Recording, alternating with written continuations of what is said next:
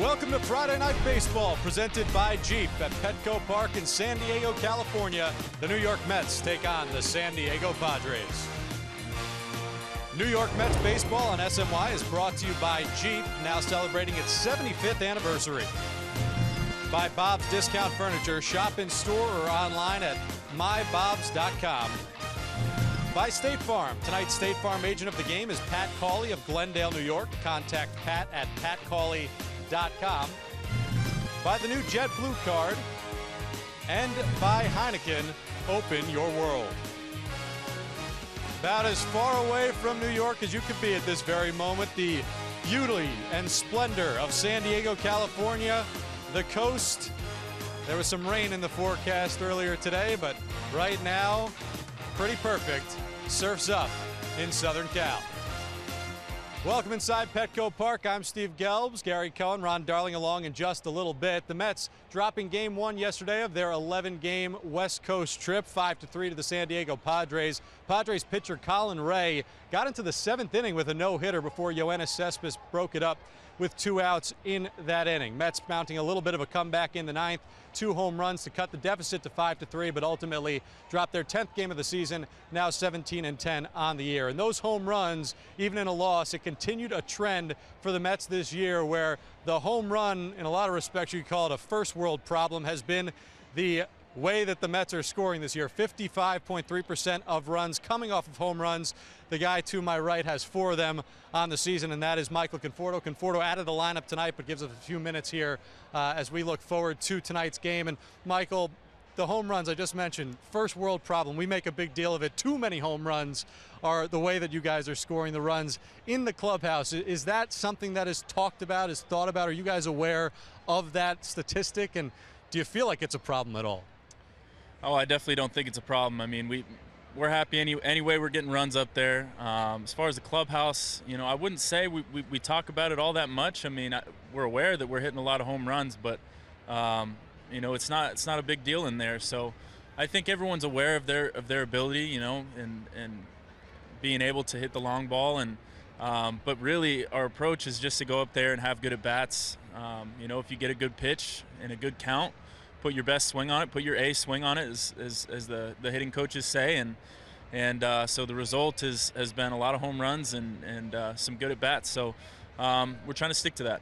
Michael, for you, such a great start to the season. Last few games coming back down to earth just a little bit, as could be expected. Can't stay that hot forever. But are you noticing now pitchers starting to pitch you a little bit differently after that incredible streak the last few weeks?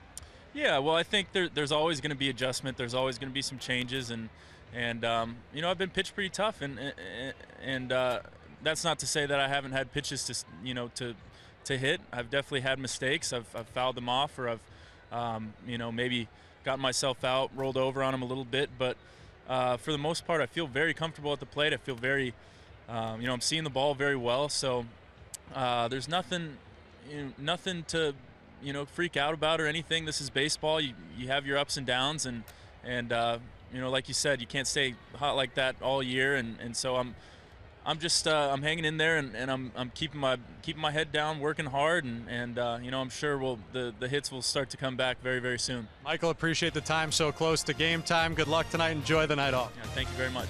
Mets, Padres, beautiful San Diego. We'll be right back.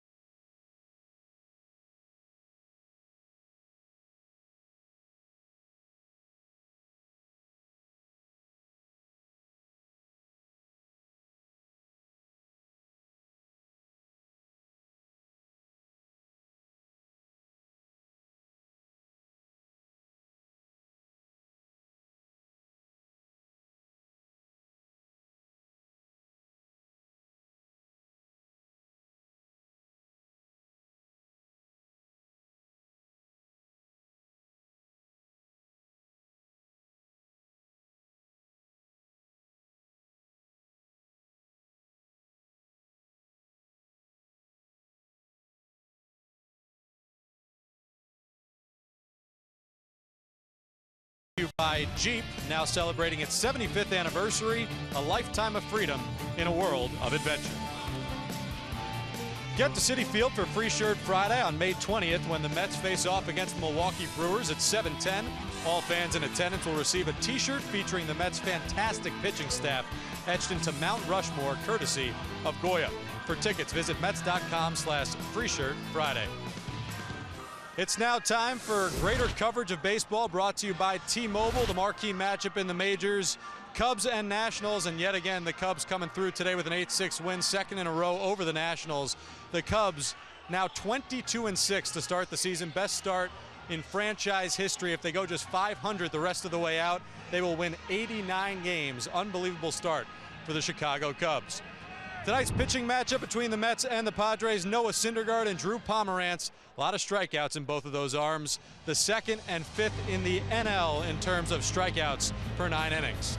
When we come back, it's Gary, it's Ron, it's Mets, it's Padres. It's all happening on SNY.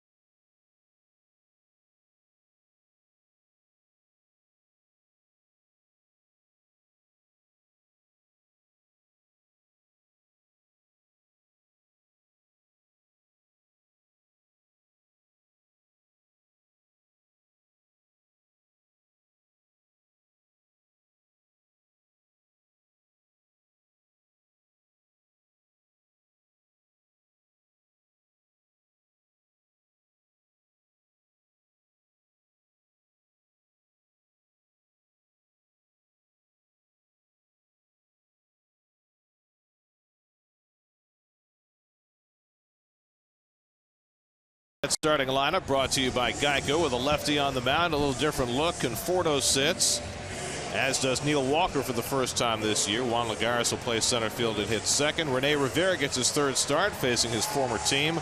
Wilmer Flores at second base for the first time as a starter this year.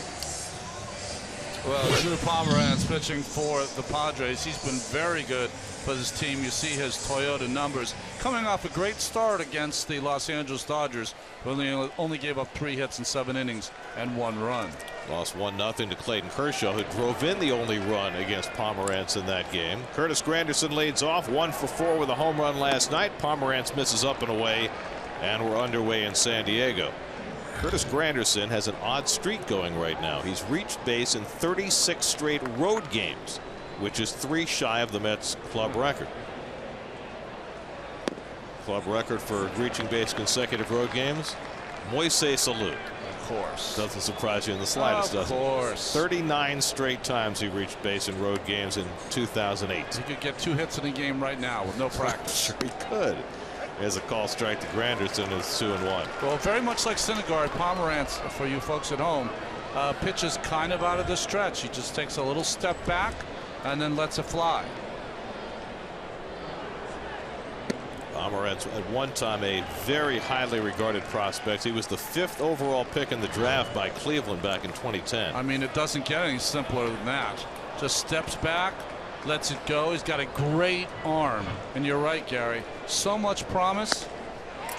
And he walks the leadoff hitter. So Granderson's aboard to start the game. So that's 37 straight road games Curtis has reached base. And hi, I'm Gary. This is Ron. It was very nice of Steve to handle the initial portion of the broadcast. I could really love to see him make a habit of that, because that was outstanding. I walked around the ballpark. I met people. It was a blast. With Steve doing the open and the start time tonight, this is the latest I think we've ever first come on the air. 10:40 p.m. I mean, half our demographic is asleep by then. Well, yell. Wake up. Juan Lagares takes the curveball low and away for ball one. Lagares off to a terrific start. This is his 8th starting assignment this year. 6 for 15 against lefties, hitting .297 overall. That's trying to take advantage of early wildness from the Padres starter Drew Pomeranz. And the curveball. Fastball hit foul, 1-1. Defensively for the Padres behind Pomeranz, brought to you by Coors Light. Melvin Upton Jr., John Jay, who made a great play last night, and Matt Kemp, Wallace Ramirez, who had a fine play, Weeks, and Myers. Myers looked good at first base for an outfielder, and Derek Norris, who always gets a hit against the Mets. Padres have been playing terrific defense so far this year. There's the spike curve in for a strike, 1-2, and we're going to, as this game goes along, look at Drew Pomeranz's unusual curveball. It's a pitch he throws a lot. It's a pitch he's been throwing since he was a little kid. Granderson at first and nobody out. And it's hit down to first, a foul ball. Myers playing right near the bag. If it had been fair, he probably would have had it. David Wright hitting third in the order tonight with Conforto out of the lineup.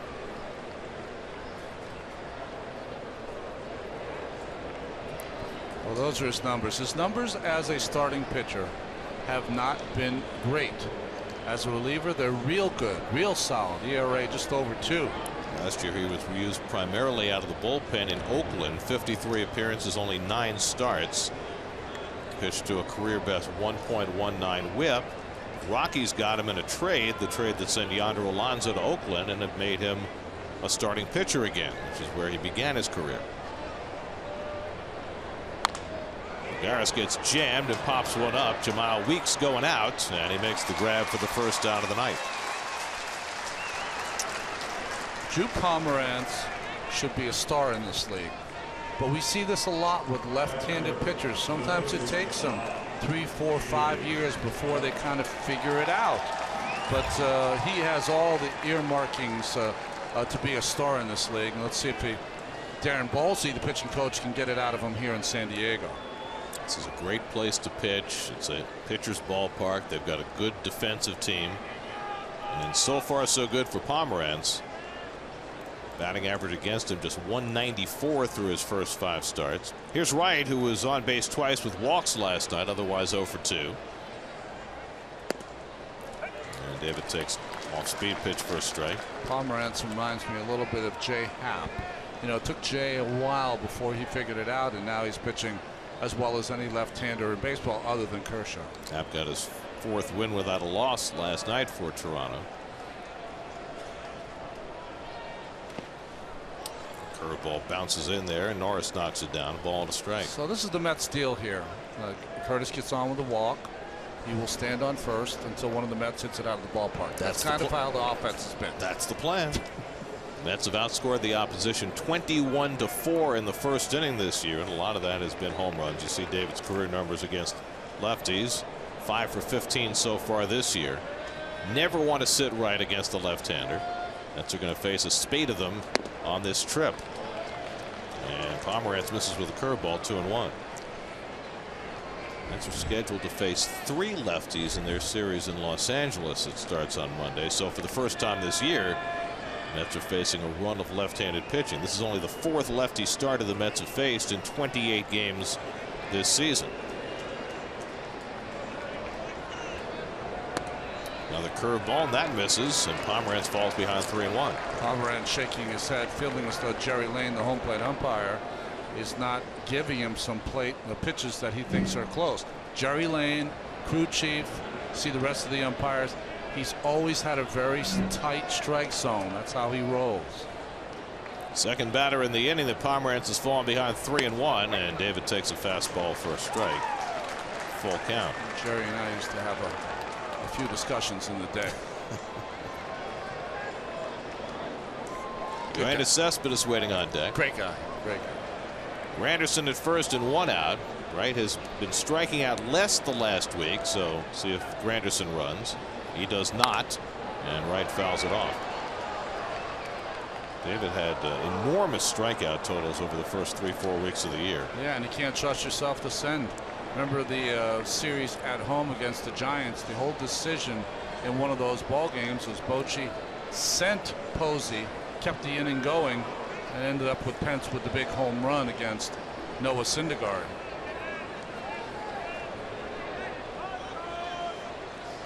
Granderson runs this time, and Wright fouls it off, so he was not running on the first 3-2 pitch, but runs on the second. This is one of those things that you say, boy, did he miss a sign? He didn't miss a sign. What happens for a manager in his gut? What he feels is though, okay, it's 3-2. David's been striking out. We're not going to run him. Then he sees David swing at the pitch where he fouled it off. You know what? He's having a good cut. Let's send him. This will be the 8th pitch of the at-bat from Pomeranz to Wright. And the curveball is in there for a call strike 3. So Pomeranz able to get the breaking ball over to strike out Wright. Granderson was not running on that third 3-2 pitch, and a good thing he wasn't. Well, 3-2 hook in the first inning. It's a big curveball. Nice job by Norris framing that pitch.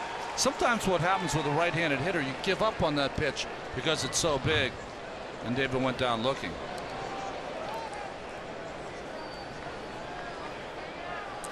So 2 out. Granderson still at first after a leadoff walk, and here is Cespedes, who hit another laser beam home run last night. You might have gone to sleep before it happened. It was in the 9th inning. But trust us, he's hit 3 of those now over the last week or so. Balls that barely get off the ground and get out of the ballpark to left field. Hit it off Brad Hand, the lefty, in the 9th inning last night. It tied Cespedes for the team lead in home runs with 9. If he had hit those home runs at Fenway Park, he would have put a dent in the Green Monster. It would have been singles. Yeah. And the curveball in for a strike.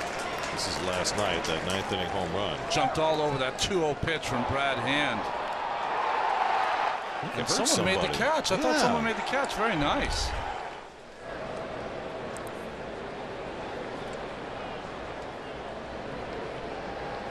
They have the shift on against Cespedes. It cost Colin Ray last night. Remember, he went 6 2/3 with a no-hitter before Cespedes rolled one through that open space on the right side.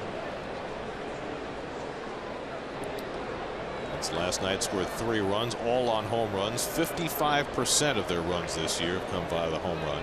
Top percentage in the majors. Cut by Cespedes, 1-2. Easy gas from Pomeranz at 92. You know, we were talking about guys who hit the ball hard. Now listen, I played with Strawberry. Keith Hernandez, the best player I ever played with. Carter with his home runs. And Seiko McGuire. Hubie Brooks hit the ball harder when he made contact than anyone I ever played with. And Cespedes is exponentially hits the ball harder than Hubie. Well, he doesn't get cheated on his swings, and that helps. Yeah. Well, you know that's hard to do. It's hard to be able to swing as hard as you can and still have balance, and that's what Cespedes has. That's some strength. What that reminds me of is Gary Sheffield. Yeah. Because nobody swung the bat harder than Sheff, but he rarely struck out. That's right. Sheff had that great hand-eye coordination. 1-2 from Pomeranz, and he comes inside. So as has been the case in virtually every game this year, the Mets, even if they don't score in the first, run up the pitch count of the opposing starter in the first inning. Pomeranz already up to 23. Pomeranz doing what Ray did last night, though, moving the feet of the Mets hitters. Curveball is going to be an issue, though, because Cespedes is a good breaking ball hitter if it's a strike. Fouls off the breaking ball, and he stays alive. Cespedes has now played 80 regular season games as a Met. In the 80 games, 26 home runs, 71 RBIs. Do the math. Wow. mean, it's been a half a season, but in that half a season, he has been as impactful as any offensive player the Mets have ever had. I don't know this because I haven't asked him, but some guys look like they love playing in this town, or New York. He's one of them. He goes down swinging on the breaking ball, and that retires the side. So back-to-back strikeouts for Pomerantz to get around the leadoff walk. Noah Syndergaard takes them out when we come back.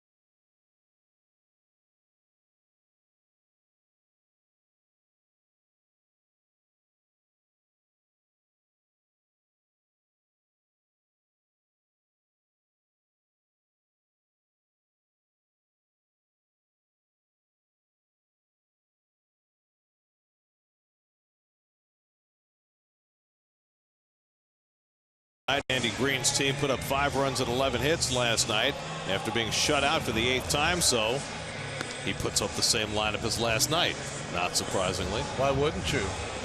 They were operating on all cylinders last night. We'll see the numbers here for Noah in his 5 starts, brought to you by Land Rover. That whip is off the charts good. Base on balls only 6.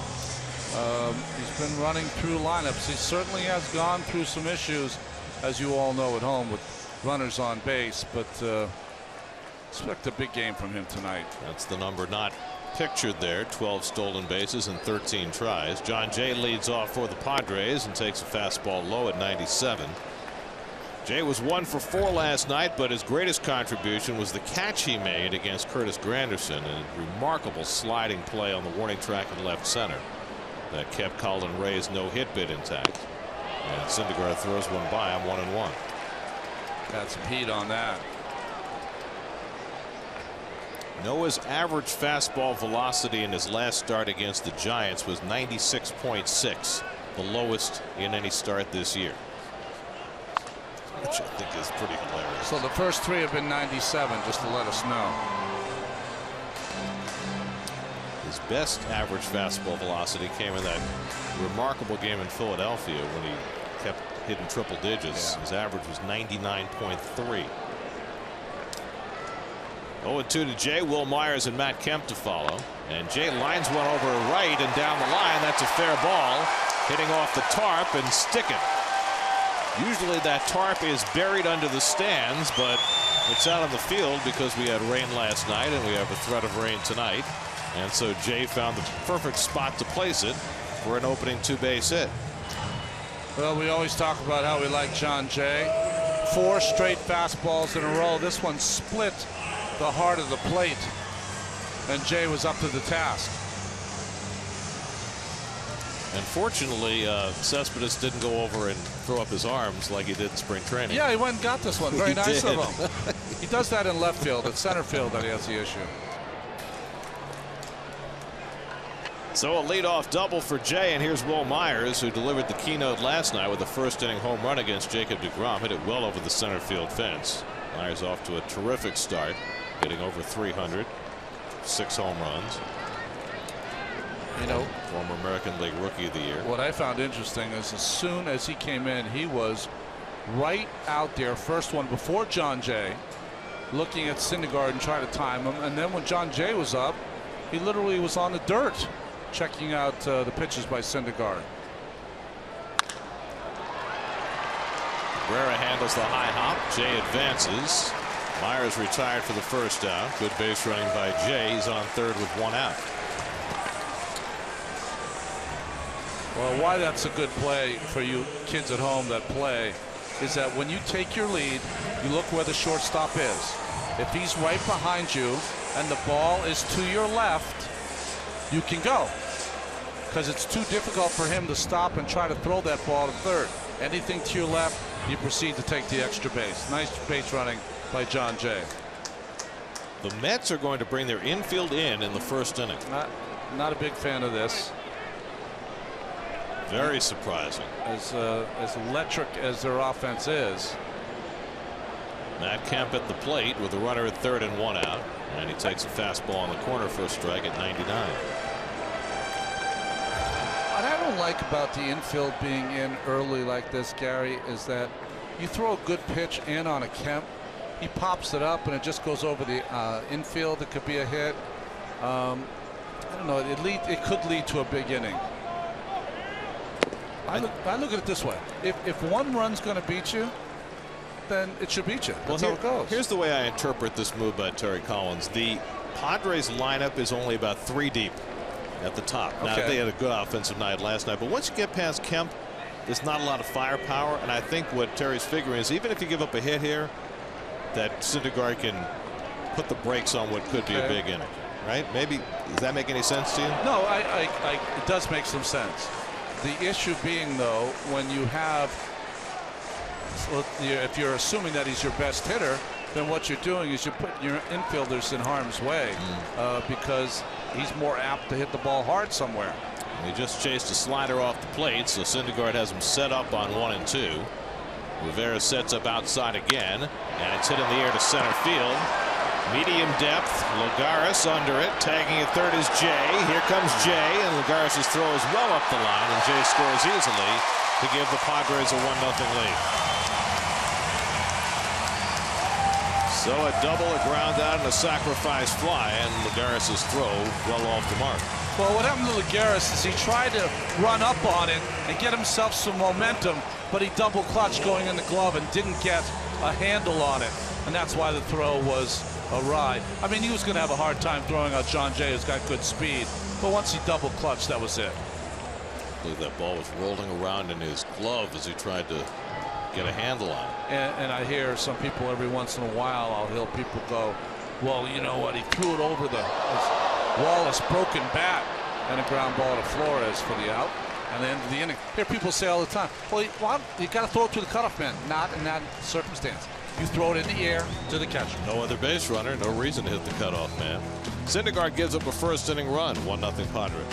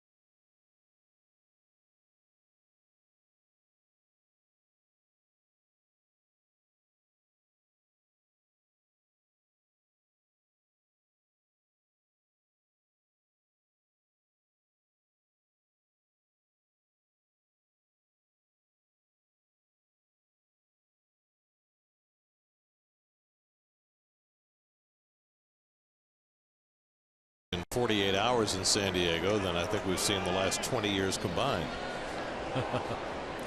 Lucas Duda leads off the second against Drew Pomerantz and takes a fastball for a strike. Duda 0 for 4 last night, just 1 for 14 against lefties to start the season. Small sample sizes for all the Mets against lefties. They've seen so few of them. And Pomerantz misses inside with a curveball, 1-1. Duda, Cabrera, and Flores for the Mets against 27-year-old Drew Pomerantz, a rebel from Ole Miss.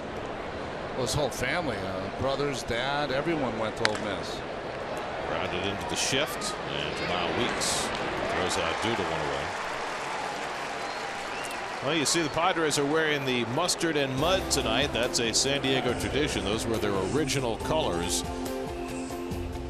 The gold and brown in various configurations that they've worn over the years. They've since changed their colors, but they go back to these now every Friday night and go to the old mustard and mud. I love it.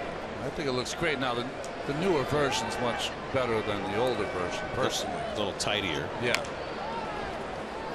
Drupal Cabrera fouls off a changeup. Oh, the mustache. Be like Raleigh in the day. Well, Raleigh Fingers brought his Oakland A's waxed mustache with him to San Diego.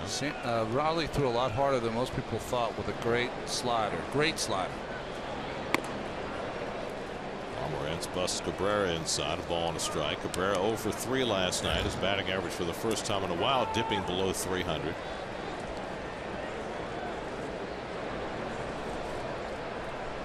This has been a strange sensation for this Mets team, falling behind early for the second straight night. Well, that's not Raleigh. It's somebody who obviously was a big fan.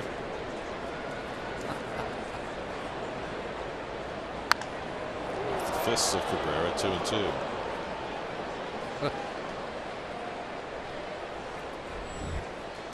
Wilmer Flores batting 7th in the order and playing second base tonight, waiting on deck.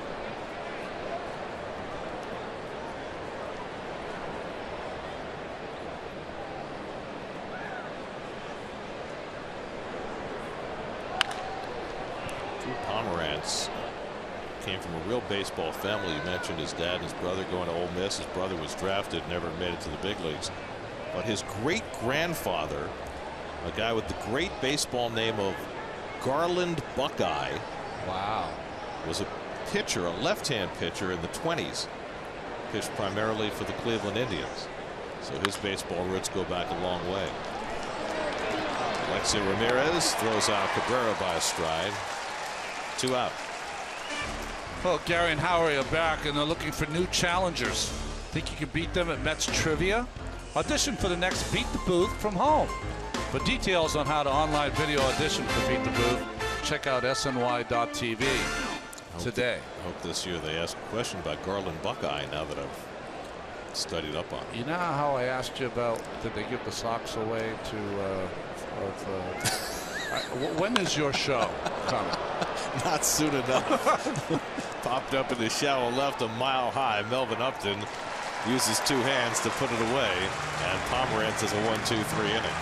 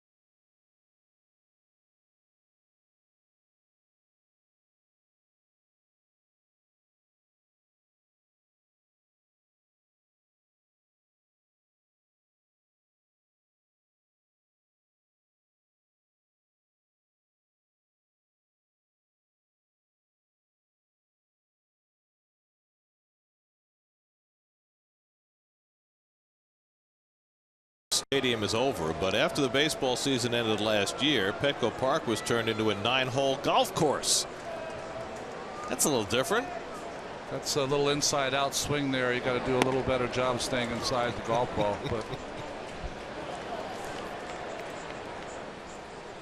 I love the tee off the roof of the Western Metal Supply Company building. Doesn't matter where they play golf, guys are always in khakis. Could be at the stadium. Melvin Upton leading off in the home second. And Syndergaard quickly ahead of him 0-2. We had a few of our writers today went to Torrey Pines, which is a very, very famous course here north of the ballpark, and they played the South course, which is really difficult, and none of them broke 100. And you expected what? I expected exactly that. But they play from the white tees. I mean, come on. Now, I have one question. Yes. Did they walk? The writers, what do you think? I don't think they walked. 1-2 to Upton. And this is away at 98, 2-2. I'm guessing carts with loads of accoutrements in there. Now, have you played golf with any of the Mets beat writers? I haven't. I know Mark Carrick really loves the game, so I'm going to maybe on the road one time this year play around the golf just to see where the game's at. Okay. Could you just do me one favor, because I really like Mark? Yes. Don't embarrass him. No, I'm not out there to embarrass. I'm the best person ever. I will help him with his game, all that stuff. But they do a lot of talking. I want to see the action. 3-2 from Syndergaard, and Upton lifts one down the right field line. Long run for Granderson, and it lands foul. Granny went a long way for that ball. He's playing right field tonight. Lexus defense with Garris in center and Cespedes in left because of the left-handed Pomerantz. In the infield, Neil Walker gets his first day off. Cabrera right and Duda on the corners. And Rene Rivera, very interesting. He's behind the plate today. I think they are using him for a couple of reasons. One, of his arm strength's a little better than Plawecki. Also to get those signs down and get some rhythm for Noah Syndergaard. And he's a former Padre, so he gets to play against his old team. 3-2 to Upton. That's whacked in the air to right. That's easier for Granderson. And Upton retired one away.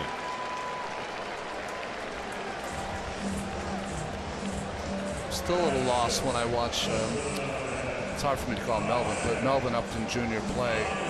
Literally, I feel like the last time I saw him play was 2008 in the playoffs against the Red Sox when the Tampa Bay Rays took him in 7 games.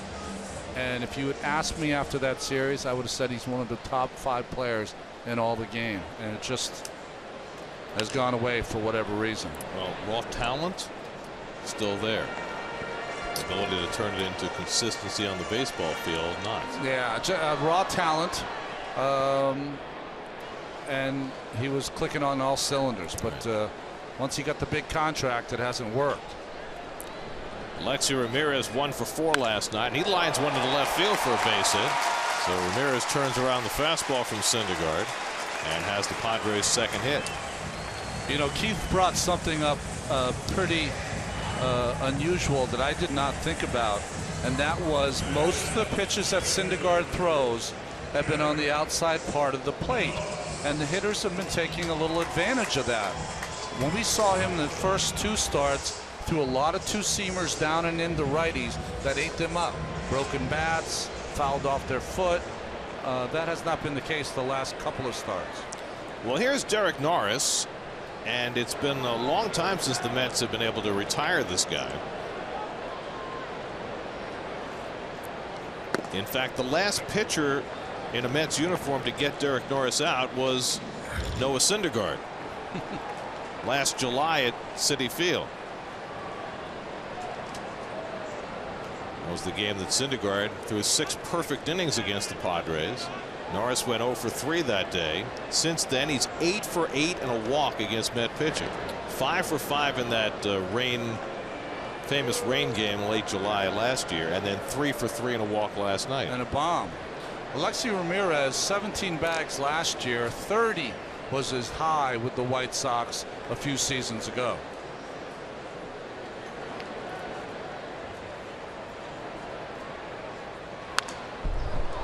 Well, The Mets have not done anything substantial with Syndergaard to try and tweak his delivery to home plate. What they have talked about with him is disrupting the runner's timing. Yeah, just at times hold the ball a little longer, go quick to the plate. Just every time it's got to be a little different. We'll watch and see if Noah does it today. There, quick move to first. That's something we haven't seen yet.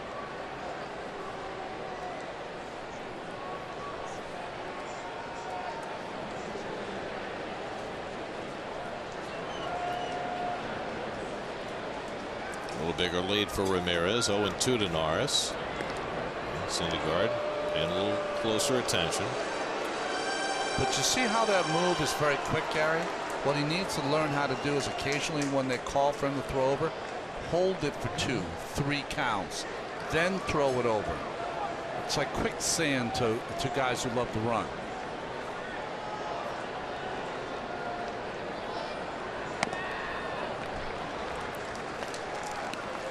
Syndergaard has been very publicly resistant to the idea of the slide step, and I know that a lot of pitchers differ in their opinions about adopting a slide step. Yeah, well, a lot of pitchers, especially power pitchers, feel if you slide step, you're going to take away his strength, which is 97 plus. Ramirez runs, hitter strikes out, and the throw right on the money from Rivera for the strike him out, throw him out double play. Side retired. So Syndergaard kept him close, and Rene Rivera and his strong right arm did the rest. And Ramirez is gunned down. Mets finally retire Norris, and they get 2 for the price of 1. Flores puts on the tag. Strike him out, throw him out. A notch in Syndergaard's belt.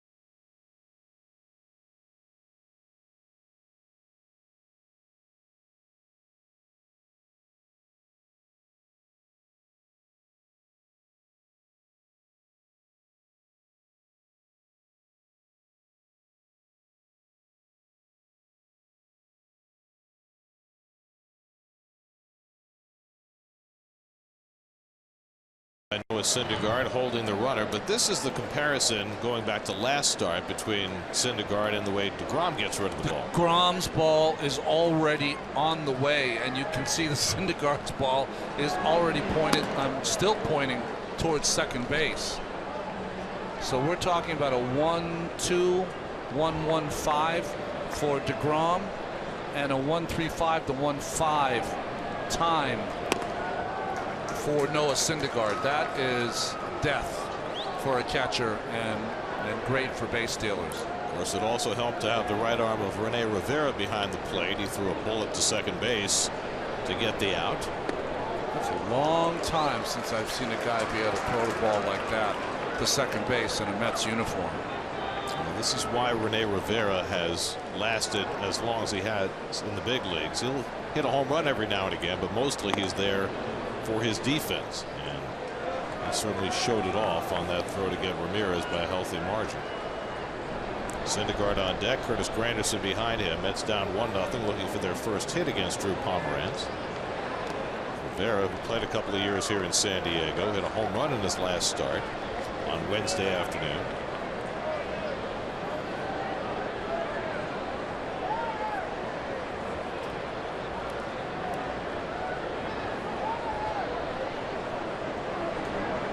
Two from Pomeranz, and Rivera checks his swing, and he stopped it in time. Ball 4. Second leadoff walk issued by Pomeranz.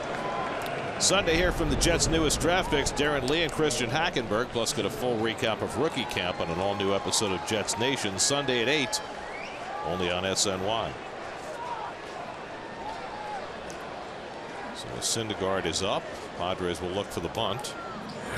Was 0 for 6 with a couple of sacrifices this year. Syndergaard has moved up in the box a little bit. That's always usually a sign that he's going to put the bunt down. And yes, he is. And the corners come crashing. Will Myers, who was new to first base this year, came in about as hard as we've seen a first baseman charge this season. Come on, Tough. You got to take it off. Let Syndergaard swing the bat. He's going to catch a fastball 1-0. Let them crash. I mean, if he's going to come in like that. No, let him swing the bat. Oh, he's not coming in now. Myers is staying at first. And Syndergaard takes a rip. So a little cat and mouse game there. After Myers came charging hard on the first pitch, he didn't charge at all. Well, they said, you're new to that position. You just stay on first. Don't move too much. You know what your best position is? Hitting. 1-1 to Noah. Now he comes charging, and Syndergaard tries the butcher boy, but he's a little bit late getting the bat back, and it's 1-2. It's really the right play. If they're going to charge like that, you got to butcher boy it and pull it back.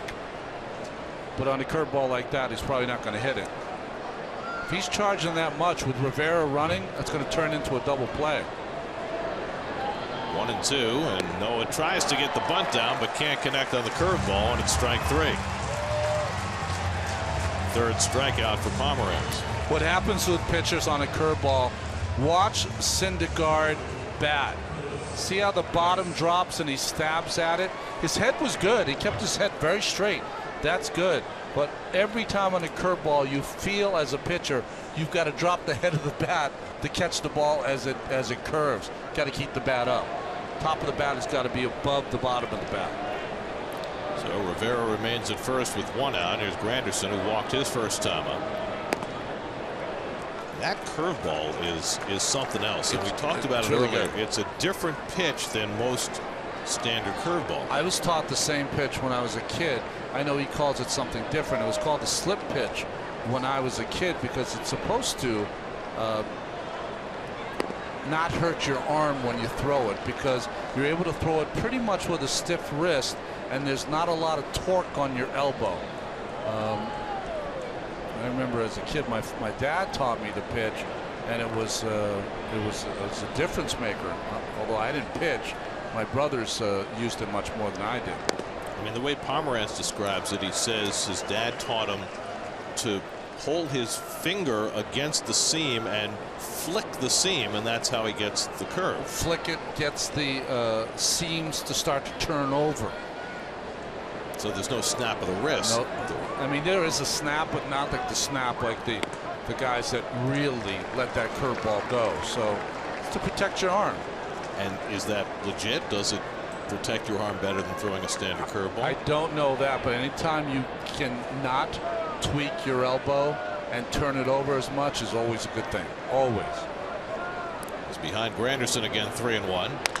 And Curtis bounces fastball foul, 3-2. But you have to have incredibly strong fingers to be able to throw that pitch.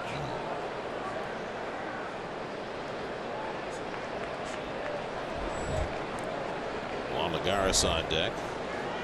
I think I have a baseball in my bag. I'll grab one and we'll show you in an inning or two kind of what he's doing. Rivera at first with 1 out, 3-2 on Granderson. A very short lead, not running, and Granderson just gets a piece of the curveball to stay alive. Pomeranz, one of the few pitchers. See that grip? What Gary is talking about. He flips it and he pulls down with that middle finger. So it's a combination of two things. But you're right, your finger would have to be awfully strong. Yeah. Have the right manicurist too. Granderson lifts one out to left center. Back in the gap goes Upton, and he runs it down. And back to first goes Rivera.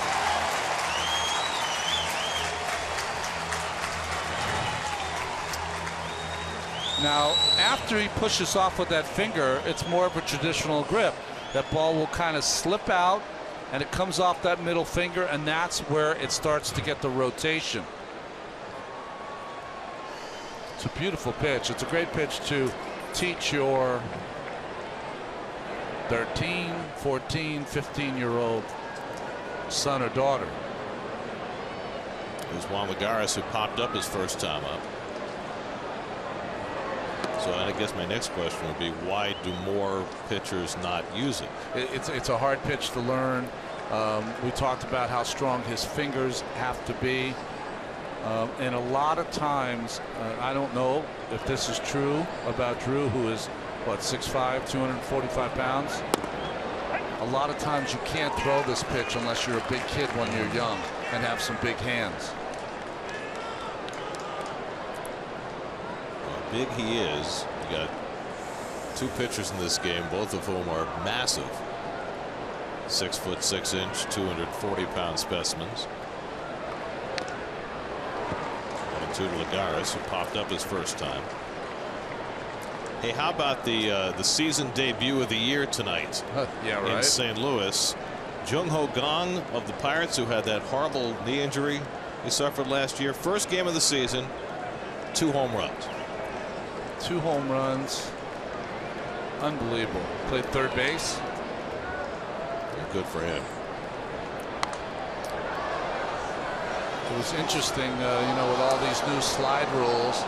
Last year, I thought it was a clean slide that got him at second base. Most shortstops try to, as they're throwing, jump over the incoming runner. His front leg was planted when it was hit, and unfortunate. Oh, that's how Daniel Murphy got hurt at second base, because his leg was planted. In fact, he got hurt a couple of times trying to make a turn. Once on each knee. Murph only had 4 hits today, Gary. Yeah, 4 for 4. He's hitting .406 now. And that's lost, though, to the Cubs again for the second straight day, 8-6. One of the most famous numbers of all time, 406. Ted Williams, last man to do it. Little tapper. Pomeranz off the mound. Has to hurry it. Close play, but he got him. Side retired. Didn't throw his spike curve there. A fastball to get Lagares at first base. 1-0.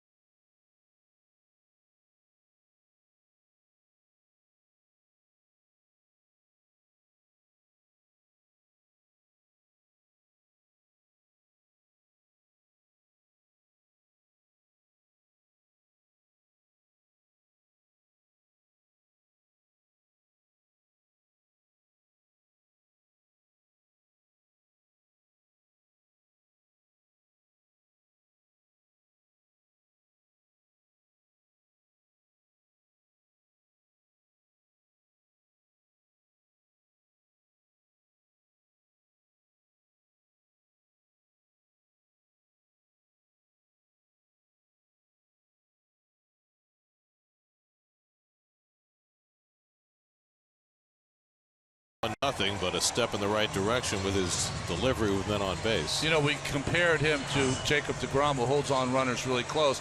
This is comparing him to himself. I mean, what a difference.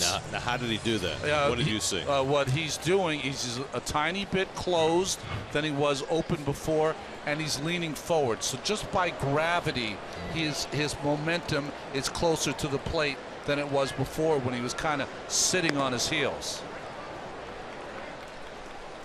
See how he's leaning forward? It's almost his weight's on his left foot. On the left, his weight's on his right foot.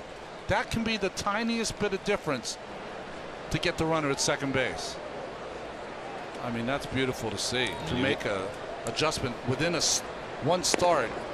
Well, you know, Noah coming out of that last start against the Giants was confident he could do that. He knew his time going home, that he had been 1.3 seconds to the plate earlier this year, that he was 1.5 in that start the other day, and that he knew how to do it and that he could get that time down. And apparently he made that adjustment. He's a sponge. He asks a lot of questions, and it's not that knowing how to do it.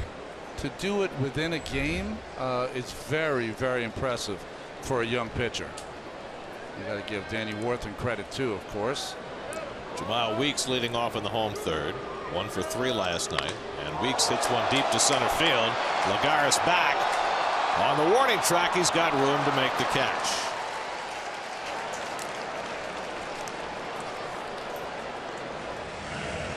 When I was a player, Gary, when a guy like Jamal Weeks hit a ball like that to center, we'd all look at each other and go, little man hit it.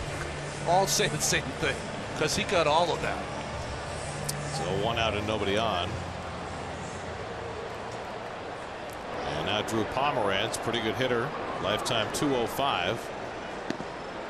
And he takes a knee-high strike. Everyone's a good hitter until you have to face Syndergaard.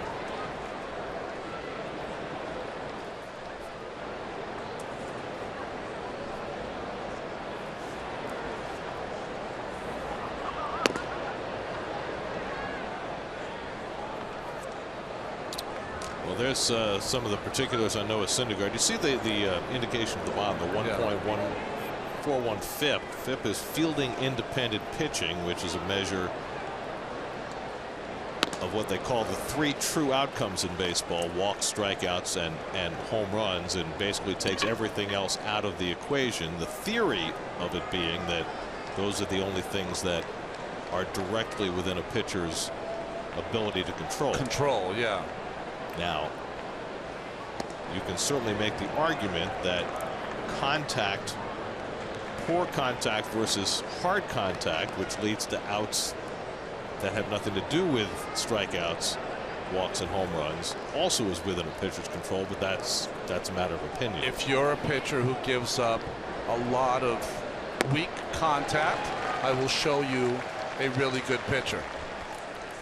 Second strikeout for Syndergaard. Greg Maddux is a case of a guy that doesn't have Syndergaard's tools. Hall of Famer that had weak contact all the time. So fielding independent pitching really helps the guys who strike out a lot of people, the power pitchers. But the guys who give up the kind of contact, a lot of ground balls. We saw Chris Ray have a no-hitter last night with ground ball after ground ball. Well, and the flip side of that also is, for a pitcher who gives up hard contact, I mean, if you're going to say that home runs are within a pitcher's control, how come the double off the wall is not within the pitcher's control, right? Yeah. That's because it went 2 feet shorter. So it's a useful tool to a certain extent, but I think that a lot of people will then jump the shark and make the argument that it's a better measure of a pitcher's performance than his overall statistics. And I think that goes a little too far. All of this stuff is not the best measurement. It is a measurement. John Jay finds a hole, and he's 2 for 2. So on an 0-2 pitch for the second straight at bat, Jay gets a base hit. Well, John Jay has caught 2 fastballs now and has turned them into 2 hits, coast to coast, one to left field and one to right.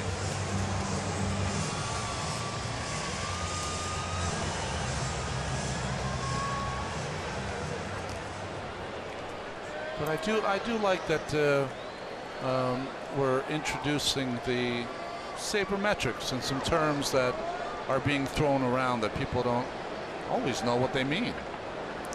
Keep an eye on Jay. 2 out and a runner at first. Will Myers at the plate.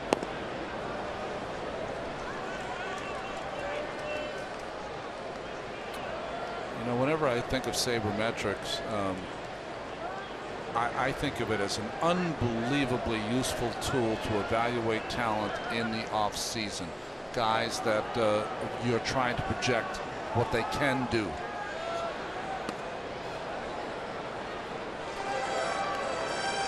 And I think that virtually every organization now does that. Yes. They're going to dig deeper into numbers that they feel they can use to project what players will be.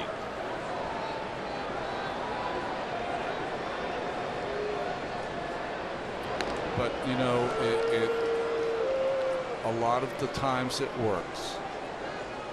But if you're trying to tell me that Jason Hayward is one of the 25 best players in baseball, he's not. He's a good player. He's going to be great for the Cubs.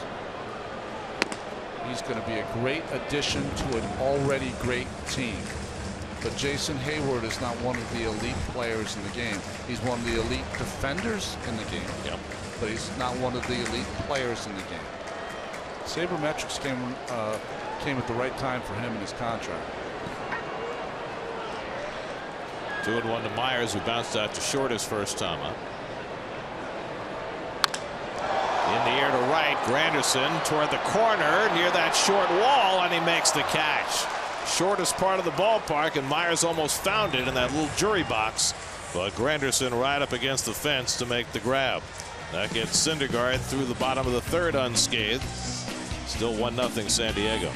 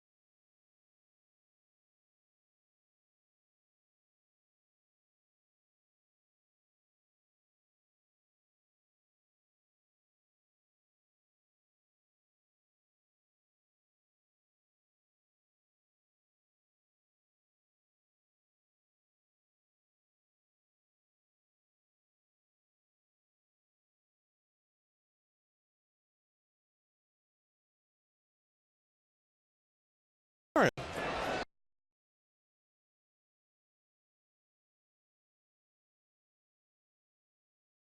MLB.TV Premium is the #1 live streaming sports service. Watch every out-of-market game live in HD on over 400 supported devices. MLB.TV Premium includes a free subscription to At Bat Premium, the #1 app for live baseball. Blackout and other restrictions apply. Visit MLB.TV for details. That having been said, David Wright leads off the 4th inning. David took a call third strike his first time up. Well, last night Colin Ray did not allow a hit for the first 6 2/3 innings. Tonight Drew Pomeranz is not allowed a hit for the first 3. 2-0 count here for David.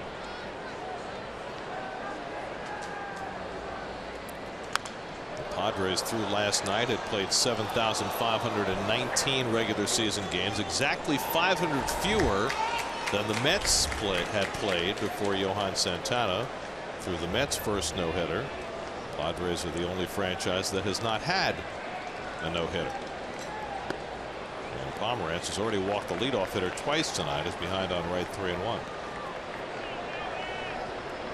By the way, the second longest no-hit streak for a franchise currently belongs to the Cleveland Indians, who've gone 5,544 games without. David hits one deep to center field, but playable. Jay goes back to grab it. One away. The last Cleveland no-hitter was Len Barker's perfect game. Yep, 1981. And before that was my man. Had to be the Eck, right? Eck threw one for the Indians 79. 77. Tells me stories about that no-hitter. You know, Dennis he's his own cat, man. Like, he does his thing his own way.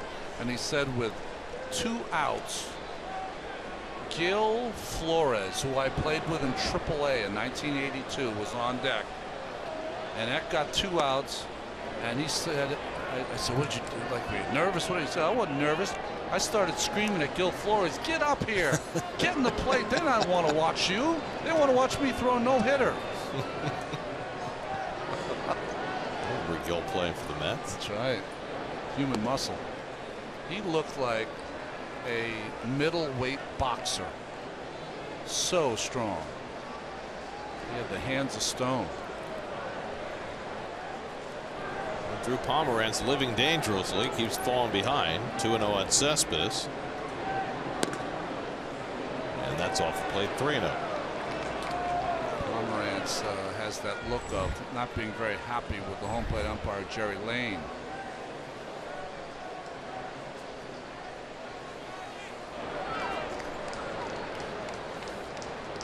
I mean, kind of like David Ortiz with Ron Culpa earlier tonight. Oh boy, I heard he went off, huh? Happy about a bases loaded 3-1 slider that was called a strike. But Andrew Miller got the call and the Yankees got the win after Ortiz was thrown out of the game. That's taken low, ball 4, and Cespedes is on. That's 3 walks now for Pomerantz, who has averaged about 4 walks per 9 innings so far this year.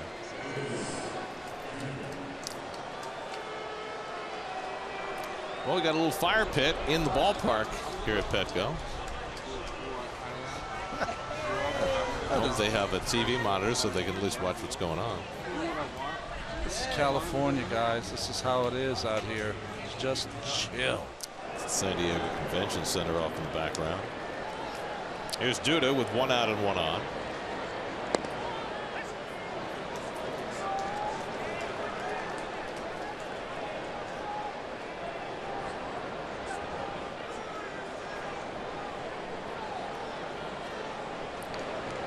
Lucas grounded into the shift his first time. They don't play the triangle this time with a runner at first base. He fouls one off himself, and it's 0-2. You know what's interesting? Because, you know, Lucas is such a mild-mannered and he doesn't really speak up for himself. One of the reporters was asking, how come you're not bunting or hitting the ball the other way? He goes, hey, listen, it's not easy. I'm in there, and they're throwing 97 miles an hour fastballs in on me, throwing down and in hooks. It's not easy to hit the ball the other way. I like that he stood up for himself.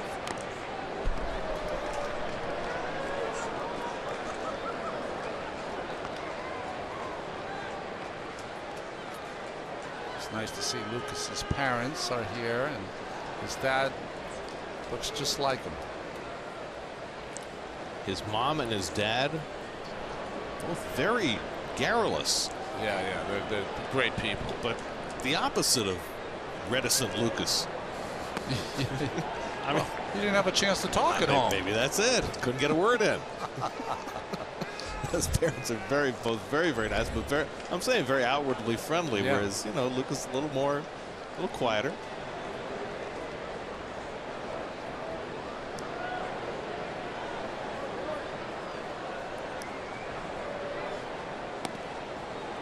I don't know if it's the same now, but in days when I played, a lot of our players came from California, and whenever we'd come to San Diego, and San Francisco and Los Angeles, all the families would just follow the team around. So you got to really know everyone's fathers and brothers and sisters, and it was great.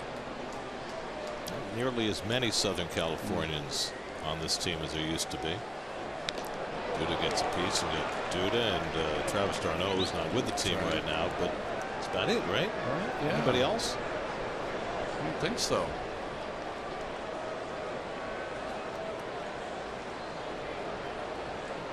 Goodell, but he's not with the team. Right. I don't think we're missing anybody.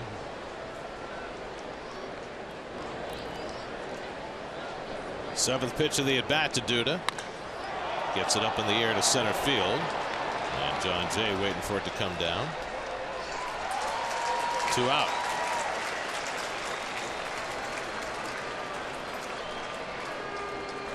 You know, we always think of Citi Field as being huge. This ballpark, especially from left center to right center, the Mets are hitting the ball pretty good, but it's going nowhere tonight. Well, and you talked about it last night here in Southern California. Same true at Dodger Stadium. Yeah. The ball just doesn't carry the way it does in other ballparks, especially at night. Only 396 to center field, but ball sometimes gets lost up in the air there. Here's Asdrubal Cabrera. He grounded out to short his first time up.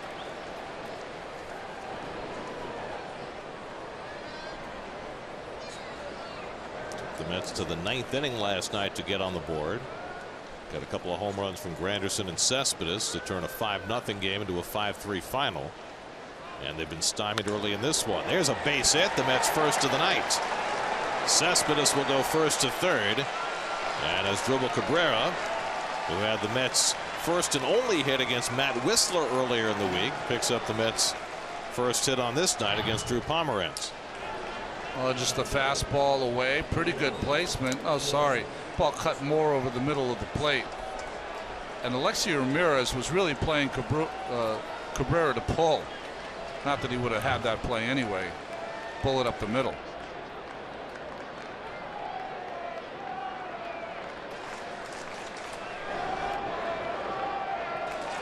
There's Wilmer Flores, who flied out his first time up. Did you happen to watch Cespedes go first to third? I did. Watch this. He at times, to me, looks like Eddie Lacy from the Green Bay Packers. He looks like a running back. When he wants to, he can go as fast as anyone. It seems that way, doesn't it? Yeah. I mean, when he turns it on, he goes. Flores looking for his first hit against a left-hand pitcher this season. And Wilmer takes the breaking ball low and in. 1-1. If I had to guess and put money on it, 60-yard dash, there's no one faster than Granderson on this ball club. Cespedes. That's what did I say? Cespedes, yeah. No one faster than him. He's one of those guys, if you put him in through the NFL combine stuff, he would score off the charts. Cespedes at third, Cabrera at first with 2 down.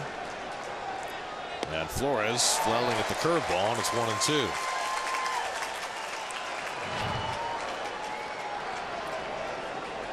Well, the breaking ball has been his strength, even when it's in the strike zone. Impossible to hit. And he throws it a lot. Coming into this start, he was throwing his curveball 42% of the time. That's tremendous amount. 1-2 to Flores, and he lays off the curveball. And Norris able to keep it in front of him. 2-2. You notice he's got 2 types, right? The one he throws for a strike, and then that one, which he buries at the foot of Wilmer Flores.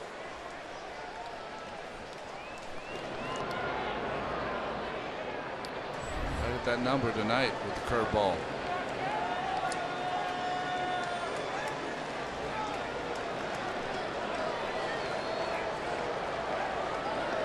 Two to Flores with Rivera waiting on deck. And Wilmer fouls off the fastball to stay alive. Well, the Mets have certainly jacked up the pitch count against Drew Pomeranz. For a guy who's only given up 1 hit inside of 4 innings, he's up over 80 pitches for the night. So it's not shaping up as a game where he's going to go that deep. Last start he went 7 against the Dodgers through just 99 pitches.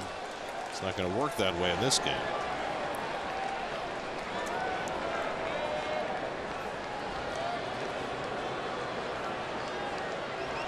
Two coming, and Flores grounds one right at Ramirez, and he gets the force to end the inning.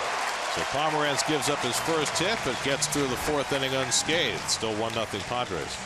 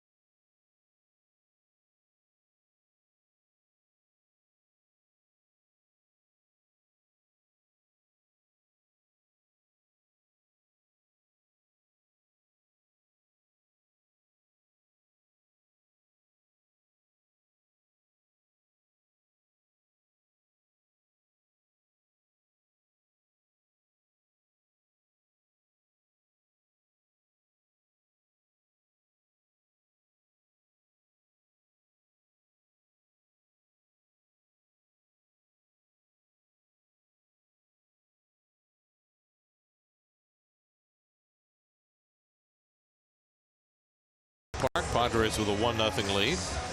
Let's check in with Steve Gelbs. His report tonight is brought to you by Jeep. Steve? Gary, as you guys have spoken about already tonight and has been talked about a lot this week, the big topic is Noah Syndergaard and his struggles holding runners on first base.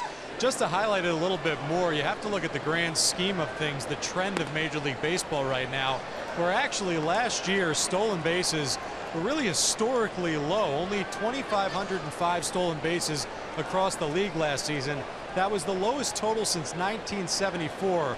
Only 17 more than that year, by the way, and there were 6 fewer teams in 1974. So teams really moving against the stolen bases, though not against Syndergaard so far this season. Well, that's those are the numbers coming into play today. Exactly 1 stolen base per game, which would be the lowest since 1972. So Matt Kemp drives one out to center, and Lagares is there. And you know, so much of that is a reaction to, again, the sabermetric revolution, the notion that you have to be successful at least 70 to 75% of the time in order for the stolen base to be an effective weapon.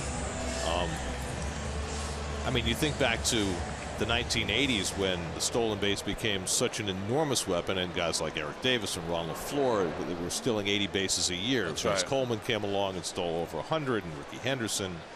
The game has changed since then. Whether if a guy like that came along today, a Vince Coleman or Ricky Henderson, would he have the green light to be able to do what those guys did? Well, Billy Hamilton has the green light. He kind of is what Vince Coleman was. Vince could hit and get on base. Right. Billy has not been able to do that, because if Billy was on base, he would steal 100 bases easily. But he can't get on base enough. Hey, listen, you look at a Mets team, they might still historically have the lowest stolen bases they might ever have in their career. because their team is built around hitting the ball out of the ballpark. Red Wallace hits an absolute seed to first base that Duda catches for the second out. I think that in reaction to, in this line drive, Lucas on his toes and ready to go. In reaction, you would think the natural thing to do post the steroid era, although we have some positive results now, is that, you know, small ball might become more important. But because of sabermetrics, it's not. Giving up an out to bunt a guy along in the middle of games, they don't believe in that. They don't believe in stealing a base unless you're 80% successful. You know, there's only a few guys like that. Carlos Beltran in his prime. Jimmy Rollins was able to do it.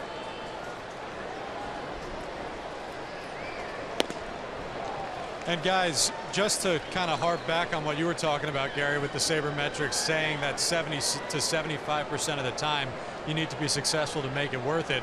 I was speaking with one Mets official who said it's actually, if you look at it, closer to 80%. And if you look across the league last year, there wasn't one team who had an 80% stolen base success rate. So that's really why you're seeing this precipitous drop. Oh, nonsense. I mean, can't take it sometimes. I mean, I know what it means. I get it. I know what all the numbers mean. But, you know, at times, you know, what you're doing is you're taking your ball club and saying there's certain things you can't do because they don't make sense anymore. But what happens if you're in the 8th inning and it's a 1-1 game and you try to manufacture a run to, this is important now, I know it's not important to some, win a ball game, you got to get the job done. Melvin Upton cracks one up the middle for a 2-out hit. But there's another piece too about the stolen base that is peculiar to that piece of the game. And we saw that in the last couple of starts for Noah Syndergaard. The very fact that the threat of the stolen base can discombobulate a pitcher to affect his performance in pitching to hitters. And when they factor in the value of a stolen base and how successful you have to be, they don't use anything regarding its ancillary effect on the pitcher. And I think that's wrong. That's a great point. We've seen it not only with Noah. I think it's worse when a guy is on second and the infielder's jockeying for position. He ends up standing out there. We've seen a balk happen with a runner on third base to score a run. That was D. Gordon the night before he went on the shelf. You know, there's a lot of things you can do with steals that don't have to be 80% or you can't do it. Here's the biggest threat to Syndergaard as far as the stolen base tonight. Upton already has 6 steals this year. He is inclined to go anyway, and let's see whether they run here with 2 out. Alexi Ramirez and a pitch out. I asked Terry Collins specifically before the game tonight whether they would pitch out, and he was not inclined to do so. He said, you know, part of the problem is that Syndergaard might not execute the pitch out well. Well, he didn't, and Rivera didn't either. Rivera stood up much too quickly. You have to hide that. When you are pitching out, what you do is you let the guy get a big lead, and you almost take your time to make sure he goes, and then throw the pitch out. You got to know how to do it.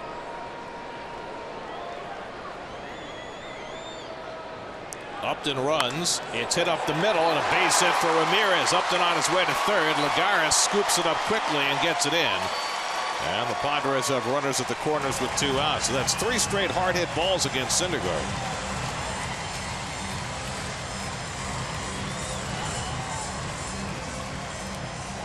Well, what was interesting there with the hard thrower Syndergaard, they were covering with the second baseman. They had been covering with the shortstop, it would have been out and the end of an inning. Sometimes you make the wrong choice. So Syndergaard, after getting the fly ball from Kemp, gave up a bullet line drive to Wallace that was caught, and now a couple of hard hit singles to Upton and Ramirez. First and third and 2 out. Ramirez, remember, was caught stealing to end the second inning on the back end of a strike him out, throw him out. So we'll see whether he tries it here with Derek Norris at the plate.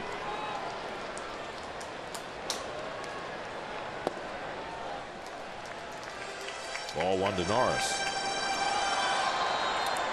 Well, my final take on it is that A.J. Preller made a lot of moves here the last 2 winners. How about this? If you want to stick on 80%, for all these people in the front office, if 80% of your trades are no good, you lose your job. There's 80%.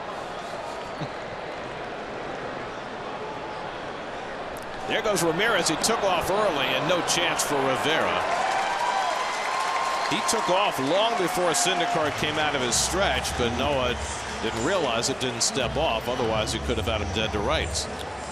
Well, he just tried to time it, and he got lucky there. A lot of times when a guy takes off that early, everyone's got to scream, step off, and he would have had a play. But it was just perfect timing. 3rd stolen base of the year for Ramirez. A 2 in scoring position for Norris. And you saw those runners in scoring position numbers for Derek Norris, just 1 for 22 this year. Well, here's something to look at. You know, you have a guy on 3rd base, guy on 2nd. Noah doesn't have to worry about the steal, but that hard slider or curve in the dirt is something that's a factor now, and Rivera's got to be up to the task. Upton at 3rd, Ramirez at 2nd with 2 out. 1-0 San Diego.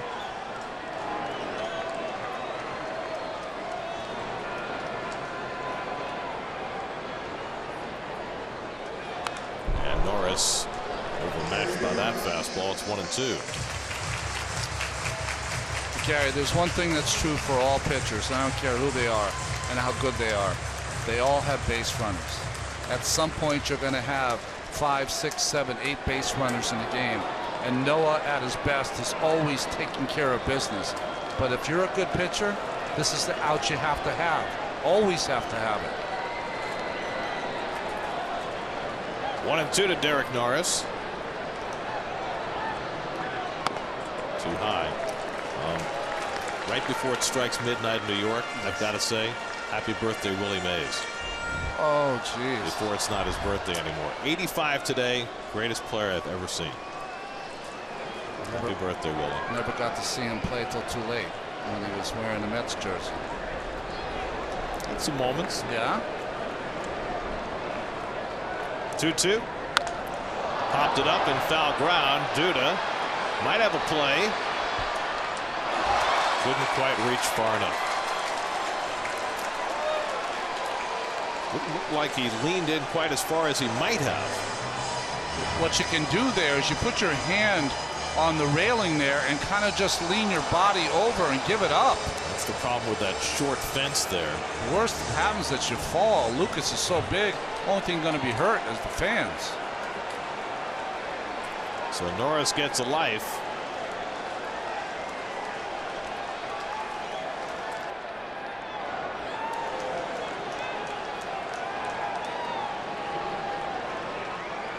Two coming. That bounced foul. I mean, it's not an easy play, right? Because it's out of play. But man, boy, does that help your team if you somehow can catch that and fall over. But you know what I'm saying? If the railing's higher, it's easier to lean on. That's whereas true. It's down around knee level. Yeah, it's easier for you to topple over, or more dangerous, really. Yeah. 7th pitch of the at-bat coming from Syndergaard to Norris. Check swing. Did he go? No. Syndergaard was heading toward the dugout, but Hunter Wendelstedt said no swing. I personally would have wanted that call. Let's see in slow-mo if Hunter got it right. Boy, so close. I always think 2 things. If you break your wrist, definite. If the bat goes in front of the plate, it's definite. That's one that generally gets called these days, but not that time. This will be the 8th pitch of the at-bat from Syndergaard to Norris. And he fouls off another one at 99 miles an hour. Well, that was a good swing there on a completely lesser note. And I even apologize, fans out there, but I'm not there with him tonight, so I feel bad. It's my brother Brian's 50th birthday today, so happy birthday, Brian. Before midnight. Before midnight. Willie and Brian. I never knew Brian's birthday was on Willie Mays' birthday. That's crazy. It's a good combo. Yeah.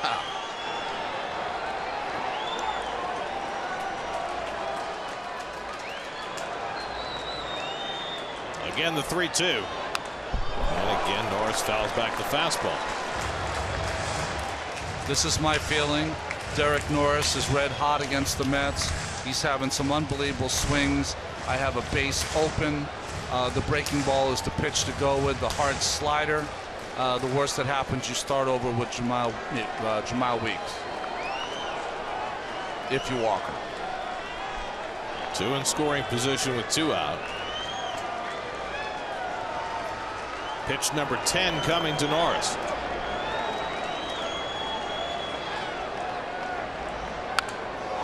That'll be an 11.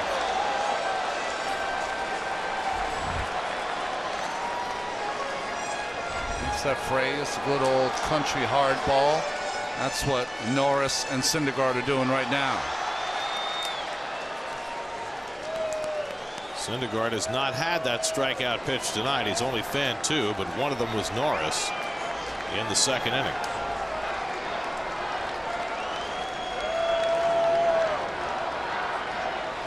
Again, the 3-2.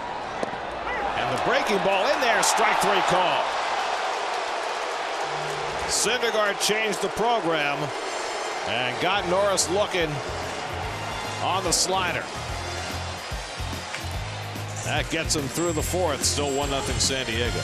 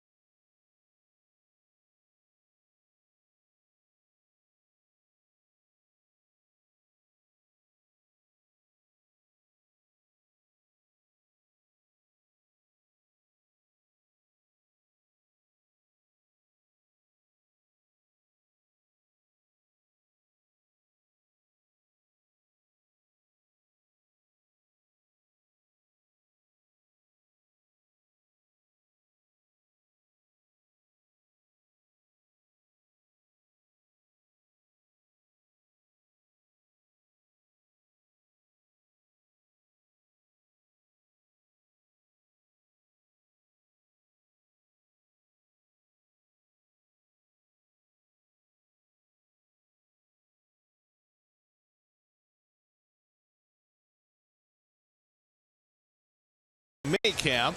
Check out the Jets blog, part of the SNY.TV blog network. How that relates to Dave Winfield, I'm not entirely sure, although Dave could play football. Maybe one of the greatest athletes ever to wear a baseball uniform, right? Number 31, Dave Winfield. Drafted by the NBA, the NFL, ABA. And the ABA. Right? If you could have gotten him up on skates, probably the NHL would have come calling too. Too tall for skates. Well, he was born in Minnesota, right? That's right. He was up from hockey country. That's right. Rene Rivera drew a walk his first time up. Rivera was with the Padres in the 2013 and 2014 season. Had his best year with San Diego 2 years ago. Hit 11 home runs, hit .252 in fairly regular duty. This is Drew Pomeranz, who's given up just 1 hit through the first 4 innings. He's walked 3.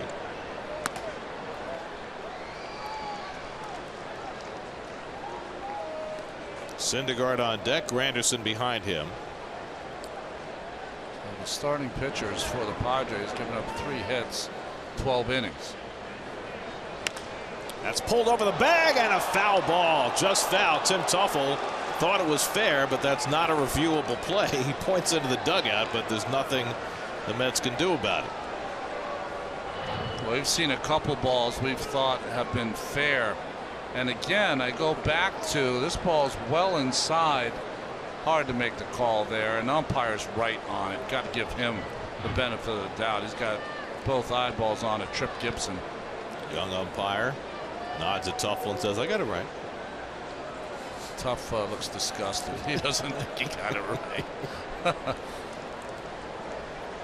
2-2 coming, and the curveball misses outside. And after that hard foul ball, the third baseman Wallace moved a step closer to the line, just in case Rivera tries that spot again. Well, we showed it. 44% curveballs by Pomeranz.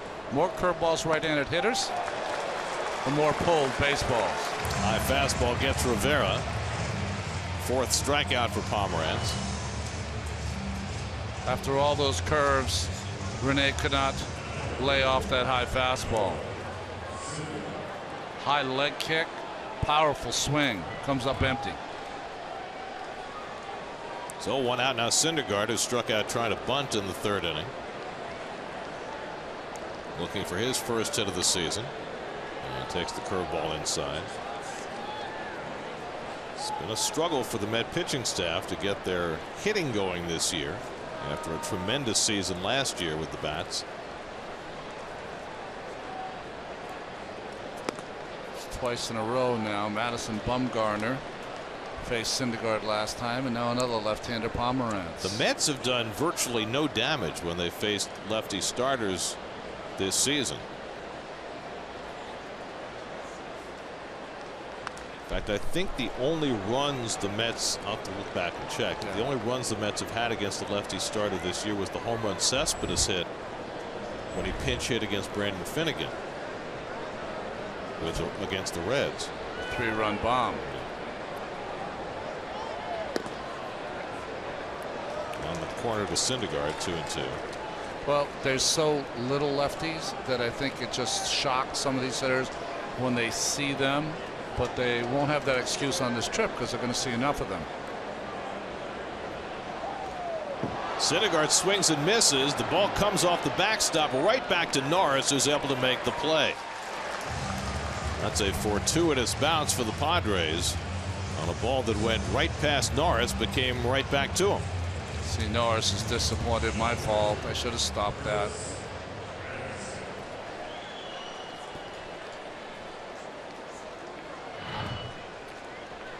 Big curveball. He's supposed to bury it in the dirt and just didn't get all the way down. That's a play that a catcher can only make in one of these newer ballparks. Yeah.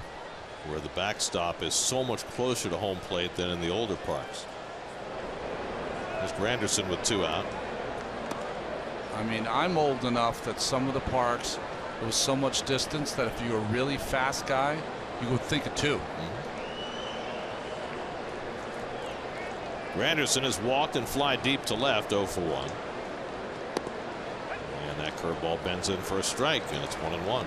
I saw Mike Schmidt on first base score on a pass ball past Gary Carter that just rode right along the top of the dugout steps of the Philadelphia Phillies at Shea Stadium.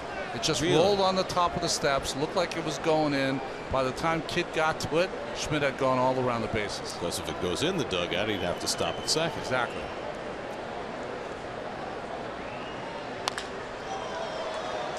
Shortstop playing on the right side. Ramirez throws out Granderson. Drew Pomeranz is a 1-2-3 inning. He's allowed just 1 hit through 5.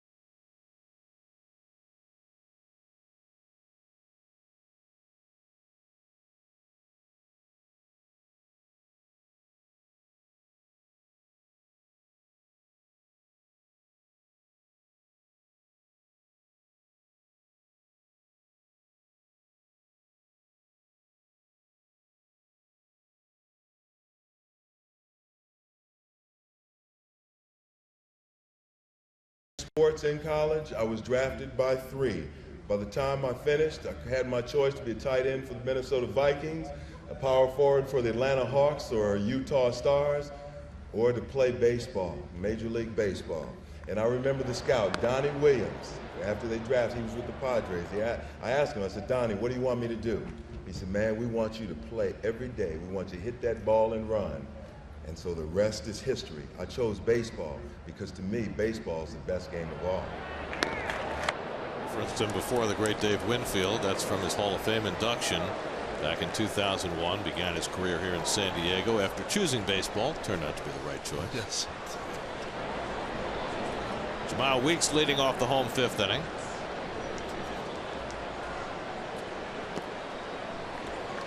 Winfield, of course, wound up with the Yankees and had over 3,000 hits in his career, 465 home runs.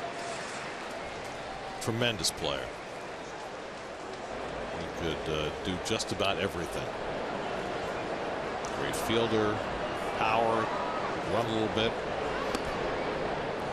3-1 now to Weeks. Looks like Drew Pomerantz is done. Jabari Blash has come out on deck to pinch hit. So 5 scoreless innings for Pomerantz, but 98 pitches to do it. So he is done, and the Padres will go to their bullpen in the 6th. And that misses. Nope, it's in for a call strike. Gotta wait on Jerry Lane. It's a little, he got a little Tim McClellan in him. Yes, he does. From that school. Full count to Weeks. Syndergaard has struck out only 3 tonight. And now he walked him. That's the first walk that Syndergaard has issued. Came into the night 6 walks, 44 strikeouts. Unbelievable strikeout to walk ratio.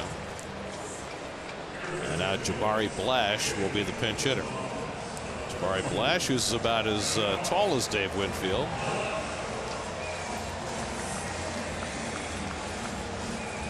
Great arm, one of the best arms you could ever see.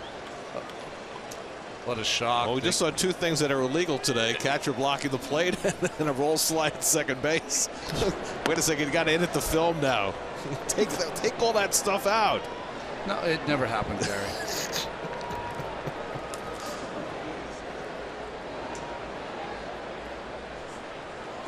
Jabari Blash, who came to the Padres in the same trade from Oakland that brought them Drew Pomerantz, for whom he is hitting.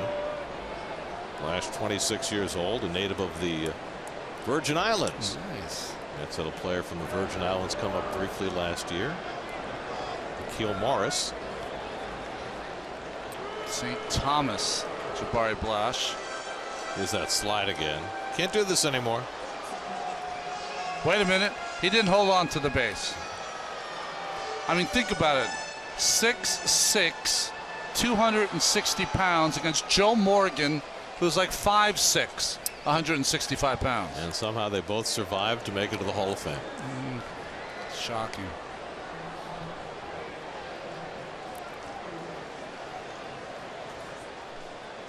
Syndergaard doing his best. That time spiked the pickoff throw, but Duda able to scoop it out.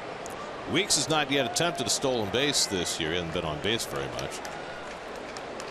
1 stolen base in 2 tries for the Padres so far tonight.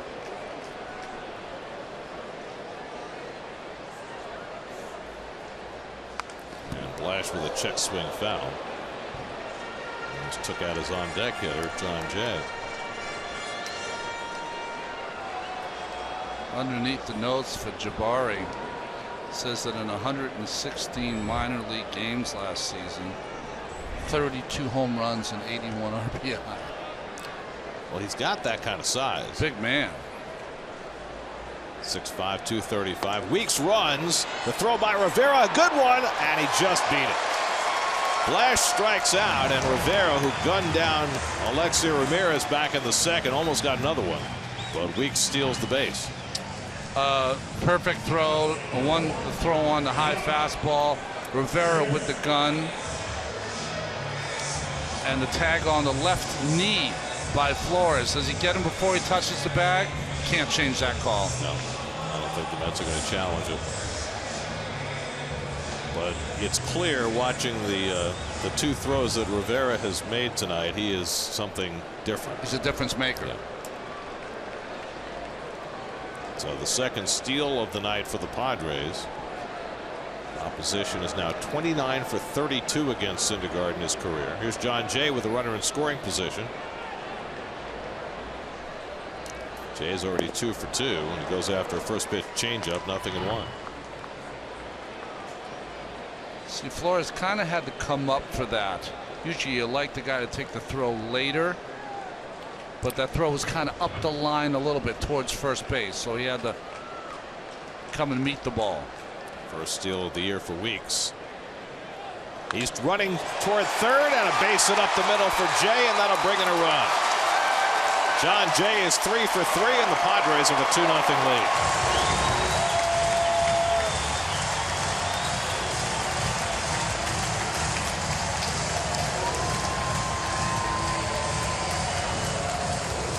Well, John Jay, it seems like the same player when he used to wear a Cardinal uniform. This one is just, he's got the brown shirt on. But Weeks had a big jump. He was going to steal third base, but never mind. As Jay with the RBI single. Well, Jay had a rough year last year, much of it because of injuries to his wrist. But he looks like he's back in form. 3 for 3 tonight. And now Will Myers at the plate, and he takes below the knees for ball 1. So that time the stolen base proved costly to Syndergaard after the leadoff walk, which contributed as well. Myers is 0 for 2, hit one to the wall in right field that Granderson caught his last time up. This is my only issue, Gary, is that you see the grip of the changeup, and it was just a high one, not a good pitch. But sometimes your attention gets diverted when you're watching a fast runner at second base and the execution of the pitch is not as sharp as you would like it.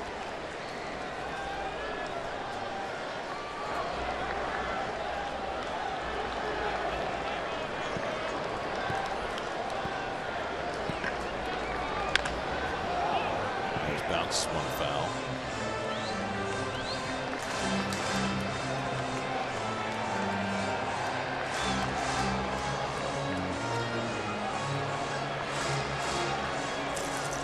You know what happens, Gary, is when you have a guy on second base, you've got to do the 1, 2, 3, 4 things to keep him close. You know, you watch your infielders darting back and forth. Double play ball. The flip by Cabrera, the turn by Flores, and the side retired. But Keith described it perfectly. You are a pitcher first, fielder second. The execution of the changeup more important than the runner on second.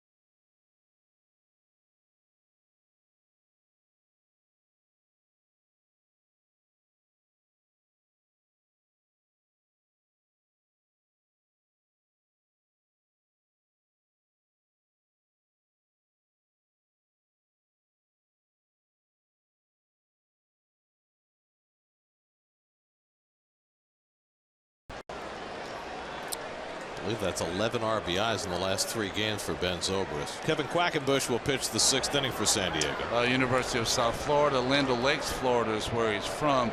Been a big part of this bullpen the last 2 years, 56 and 57 games respectively. Well, we've seen a little frustration the last couple of nights from the Mets starting pitchers. Well, remember last night, Jacob deGrom allowed a base hit to the pitcher to drive in a run, and tonight the leadoff walk to Jamal Weeks cost Syndergaard a run. You know, we're talking about these young pitchers have had, because of the Mets offense, they've been going out there with a couple of runs, 2-3 runs to work with in case they made any mistakes. And you know, now it's the Mets offense has struggled coming out of the gate the first 2 games. They'd all like to pitch the day Steven Matz pitches. Got to spread that around. Well, quite an outing for Drew Pomeranz, who went 5 innings, allowed no runs and 1 hit. He walked 3, struck out 5, but he threw 98 pitches through 5, and that's why he was taken out. Padres' bullpen has been pretty good. And Quackenbush's curveball hit out to center field. Lots of room out there for John Jay, and he puts it away for the first out. Certainly has been a trend this year, and we saw with Pomeranz tonight. And you and Keith have both mentioned this a couple of times. Pitchers with good curveballs have tended to give the Mets trouble. Yeah, they, you know, it's interesting. Whenever you look at any ball club, and it's not the breaking ball. It's the 12-6 curveball, straight over the top, has been the one pitch that has been a little tough. If you remember back, folks, Jared Eichhoff for the Philadelphia Phillies has a good one. He gave the Mets some fits. Pomeranz had a good one. David Wright lifts one to right field. It's carrying well, but Kemp has it lined up, and we're 2 out.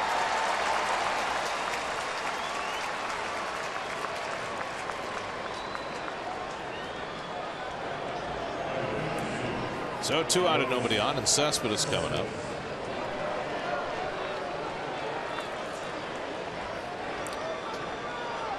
Close-up seats to the action right behind the outfield fence. That's where they used to have the beach out in right center field. No beach anymore? No beach. Well, actually they have a beach, but it's a little further back. They didn't want the kids playing on the sand right behind the fence where they might be vulnerable. So they turned it into a surf area instead. Very smart. This is a ballpark that has had all sorts of great ideas. It's not your cookie cutter ballpark by any means. Oh, I love this ballpark. Would have probably carded some of those guys out there with beers, but other than that, that's the park in the park out beyond, well beyond the outfield fence, where folks sit on the grass and watch the game on a big screen. When I lived in Northern California, there were a couple of venues, one in Concord and one in Mountain View, where you go listen to live music, and you sit out there with a blanket and a bottle of wine and chill out. It was fantastic. 1-1 to Cespedes, who struck out and walked tonight. And Quackenbush throws a fastball by him. 1-2. Kevin Quackenbush, Ronnie said, Land O'Lakes, Florida.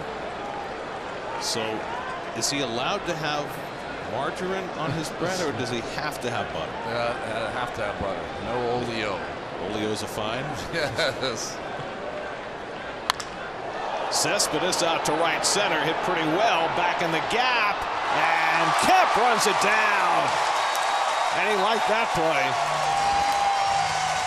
Matt Kemp, a former Gold Glover, might have lost a step over the years, but he made a fine play there to track down that drive by Cespedes.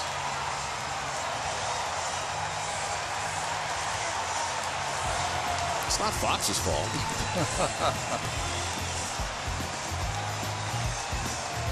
Nice play by Kemp. Gets Quackenbush a 1-2-3 inning. He would have pounded a sign if he was in front of 1-2.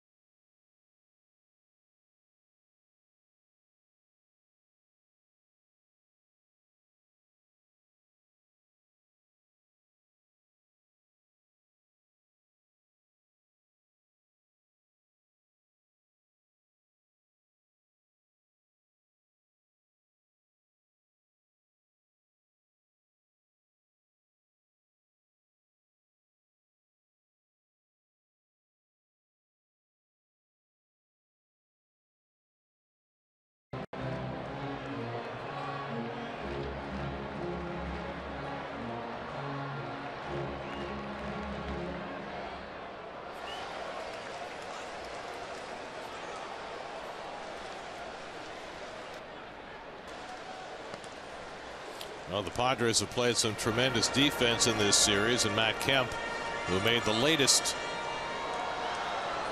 piece of larceny, will lead off in the home 6th inning. Kemp drove in the first Padres run with a sacrifice fly, and he swings over the changeup 1-1. You know, what's interesting about Kemp is last year when we came to this ballpark, he could not run. I mean, the balls were dropping in right field. He could not get there. So as he gets healthier, his offensive games gets better too. Well, he's had so many injuries over the last 3 or 4 years, but you know, he was able to stay relatively healthy most of last year. Put up solid numbers. 23 homers, 100 RBIs. Yeah. And poised for an even better season this year. Syndergaard ahead 1-2. And Kemp skies one into shallow right center. And Lagares there to squeeze it, 1 out. Let's check out tonight's Verizon trivia question, shall we? Who led the National League in RBIs in 1979, the year that Keith and Willie Stargell shared the National League MVP award? We are family here. Pirates beat the Baltimore Orioles 7 games. Brett Wallace is 0 for 2. Hit a bullet his last time up right at Duda for an out. It's the only time 2 players have shared an MVP award, isn't it? How does that happen? They have to get exactly the same number of points in the balloting. And it's hard to do because it's a top 10 ballot. I think you get 14 points for first and then 9, 8, 7, 6, 5, 4, 3, 2, 1. It's like the Nielsen ratings. There's some shenanigans going along, I think.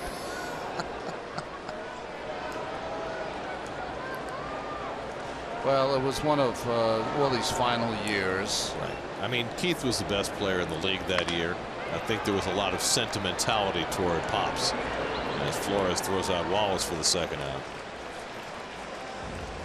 Well, next 2 days we're on picks. The next SNY telecast will be the opener of the series at Dodger Stadium on Monday night. Mets and Dodgers 9 o'clock Monday night right here on SNY. Don't forget we have odd start times the next couple of days. 8:30 Eastern tomorrow and then 4:30 Eastern on Sunday. That does not help me, Terry. What time are the games here? Okay, it's 5:30 local time tomorrow. Okay. And 1:30 local time on Sunday. Okay, so brunch in Coronado tomorrow. Sunday early. Okay, got it. So in the MVP balloting in '79, the first place votes were all over the map. Stargell got 10 first place votes. Okay. Keith only got 4 first place votes. Keith got all the seconds, huh? Second and thirds. I'm just counting. 1, 4, 5. And then there were 10 other first place votes that were scattered among 6 other players. I can't remember anything like that. Usually maybe there are 2 guys or 3 guys who split most of the first place votes. Can I ask you a question? Whose computer is that? Well, this is not mine. This is Dennis D'Agostino, our esteemed statistician. It's his iPad. He has an iPad? Just recently, he's gone electronic. I always thought he just did it by memory. He finally has gone. He's gone to the other side. Yeah. That's inside ball 4 to Upton, and so Melvin Upton aboard for the 2nd time. Second walk given up by Syndergaard. Well, you know, Dennis D'Agostino has long in his team history. He long time ago was Jay Horowitz's assistant in the Mets media relations department. That's right. Before he went over to the basketball side of things. He's got to have a flip phone or something to counterbalance that. See, I remember Dennis when he was on the air as a hockey announcer at WFUV at Fordham. Fordham, yeah. Yeah, we were in college about the same time. They were the competing radio station to WKCR at Columbia. I listen to FUV because I like the music. Right. Because I'm an old guy and I don't get to hear the music that's going on today. I listen to that all the time. Well, they do a lot of great sports there too. In fact, WFUV is kind of the cradle of sportscasting now. trying to take that mantle from the folks at Syracuse.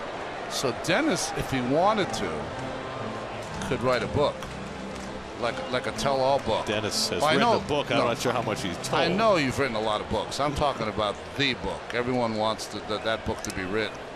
No, he's saying he's evolved. Okay. Alexi Ramirez is 2 for 2. See, I told Dennis, you know, we're doing this beat the booth thing, which you have to read ad nauseum, and you can do the online audition. He knows more than anybody. Yes, he does. He could be formidable competition. Well, he's a professional stat man. You can't do it. You're out. It's like working for the stadium or working for the company. See, the difference is that Dennis says he has a dark period, just like you have a dark period. Yes. What is his dark period? Everything since 1987. Oh, that's when you get fired? When you left? That's funny.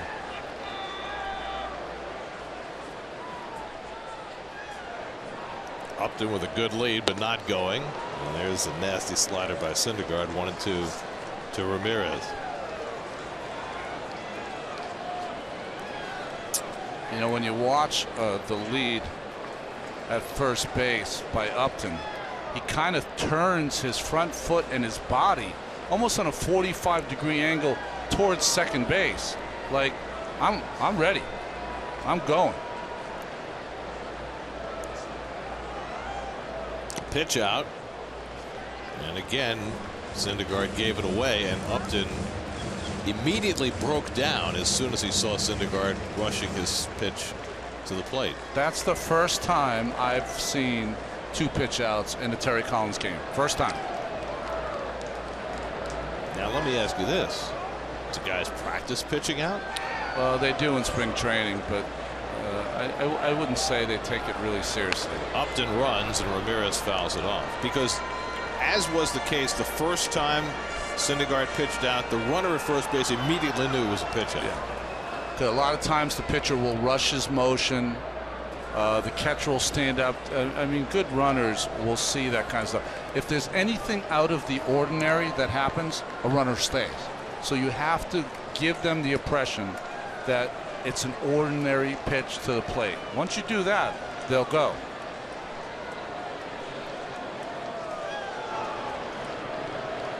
He runs again. Ramirez strikes out on the curveball, and the inning is over. 5 strikeouts for Syndergaard. So Noah, through 6 innings, has given up 2 runs, but the Mets have been stymied. 2-0 going to the 7th.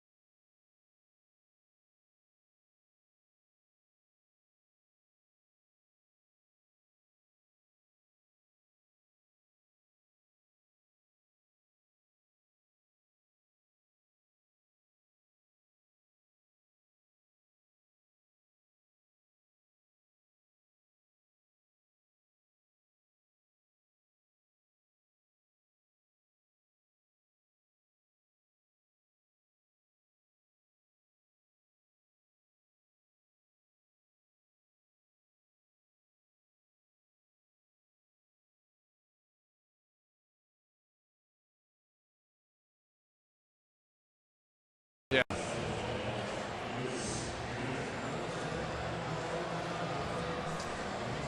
City probables for the remainder of the series. Bartolo Colon goes tomorrow night against James Shields. Matt Harvey Sunday afternoon against Andrew Kashner.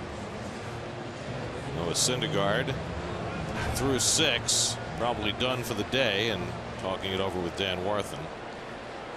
He really is the mechanical man. He loves talking mechanics, loves talking with Dan Warthen. He's a sponge for information. Solid effort tonight.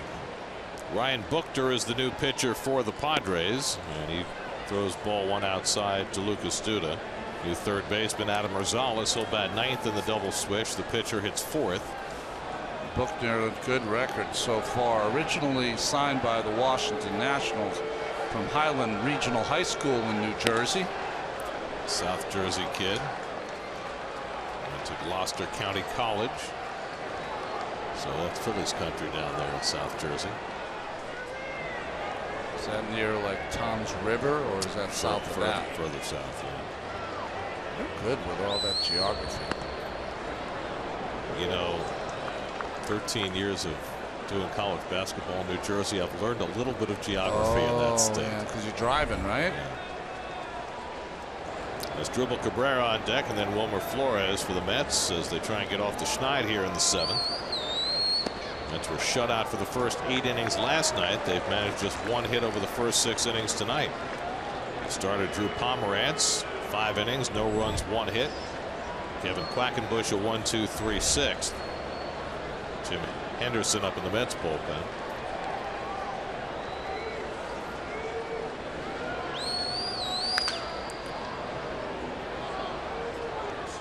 Well, it's interesting to watch Buchter. He has a little toe tap, and then places the foot down, and then lifts it up, and then goes. It's a little nervous. That's hard to do every time. Whatever works.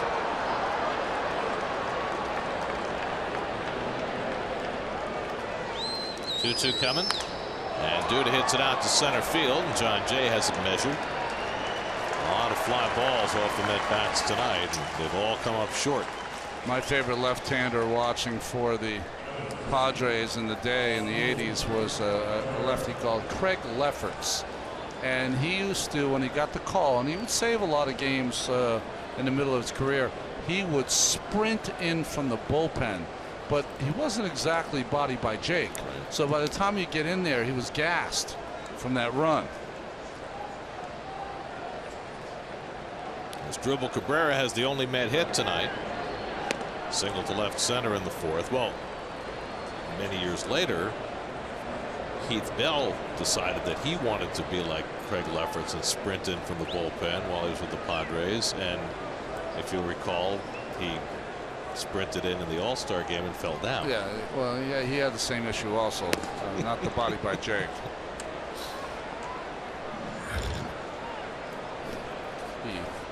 He had a couple good years though, didn't he? He had good enough years to get himself a nice contract. Really good years out here. This is where he thrived.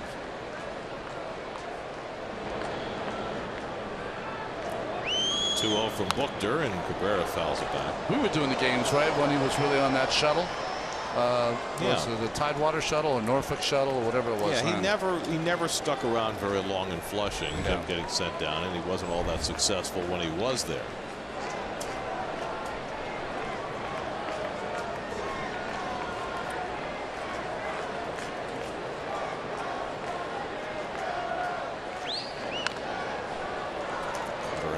Of Cabrera, and he fouls it off 2-2. Before this ballpark, there was a stadium called Jack Murphy Stadium, named after Bob Murphy's brother, who was a sports writer. And it was so funny that the stadium was so far away from here and away from downtown that you would come in for a 3 or 4 game series and never see downtown San Diego. Well, not one part of it. I would also add that in those days you really didn't want to see much of downtown San Diego, which has transformed completely in the last 25 years. Such a great place now. Cabrera lines one over short, and he's got his second, and the Mets' second hit of the night. So Cabrera, the only Met who's been able to solve this San Diego staff tonight. Fastball in, and Cabrera was quick up to the task. Both hits just about the same area, to the left of Ramirez. Well, there are a substantial number of Met fans in the crowd tonight. They haven't had much to cheer about, but they're trying to get some noise going now. With the tying run at bat, Wilmer Flores, who's flied out and hit into a fielder's choice 0 for 2.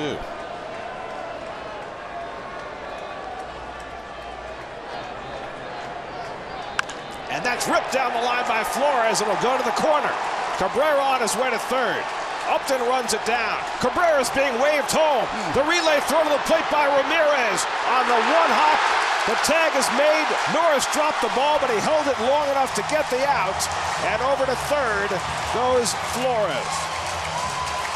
Aggressive base coaching by Tim Teufel, with the Mets having trouble scoring. But 2 perfect throws, and Cabrera is thrown out at the plate. Well, one of the things you have to know about this is that Upton hits the cutoff man, but because this is his first year in this league, not many people know that Ramirez has one of the best arms in all of baseball. That was a close call. I thought in real time that Norris dropped the ball before he had it.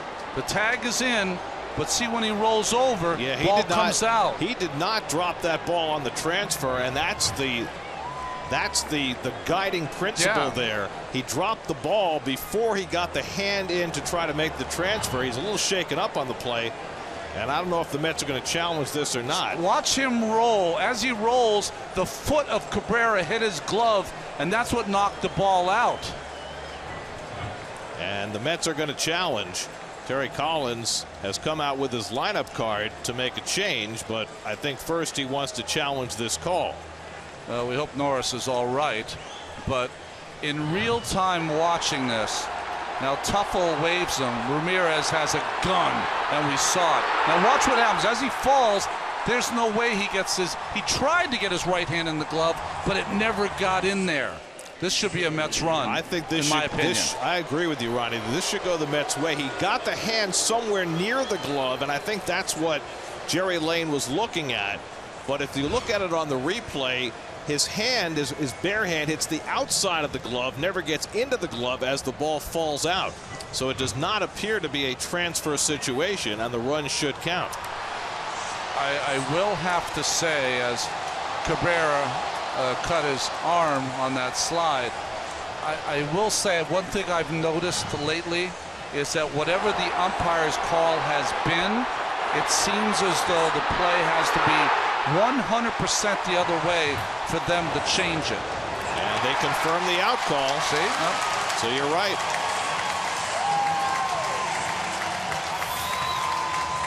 So the play goes 7-6-2 for the second out. It's a double for Flores. He takes third on the throw. And there are 2 out in the inning. And meanwhile, the San Diego trainer is still trying to see if he can help Derek Norris, who was shaken up on that play.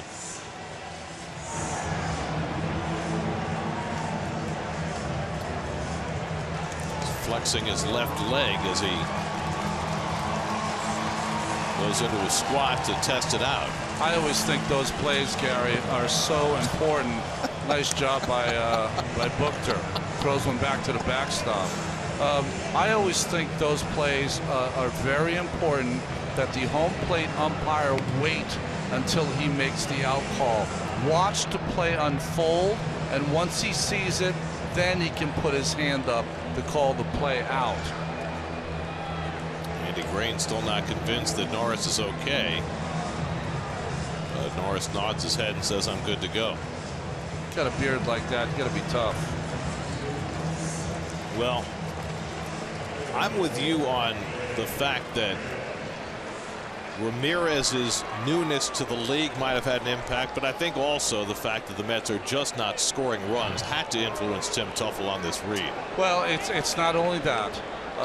It's also, whenever you see a guy, he's past third, but you know, Ramirez was not that far out. Now, don't forget, because of the lineup the Mets have, they've also got Rene Rivera, who's up now. in the 8th slot, and then they'll have a pinch hitter hitting in the 9th slot. So maybe that went into his factor also. Rivera has walked and struck out, so now Buchter with a chance to get through the inning after giving up a single and a double. Flores at 3rd and 2 out. Neil Walker on deck to pinch hit. And Rivera goes after the first pitch cutter, 0-1. Really did get to see the arm of Ramirez, though, didn't you? And a nice play by Upton also, getting the ball into him.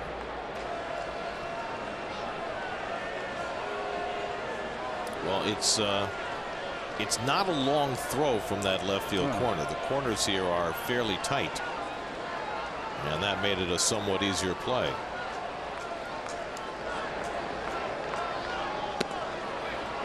Off the corner to Rivera, 1-1.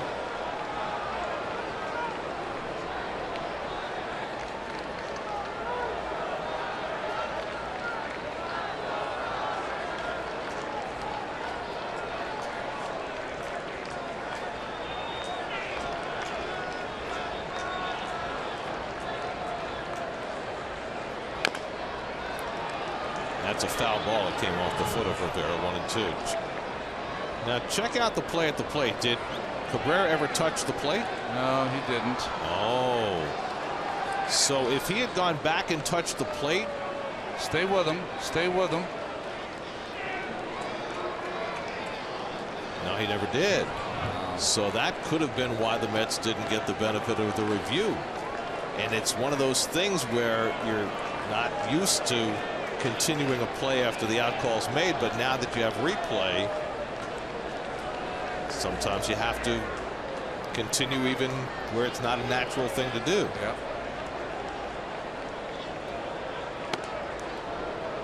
Two and two to Rivera. Well, I will say, even if you're called out, every base runner should at some point at least step on the plate. Always. And Cabrera did not.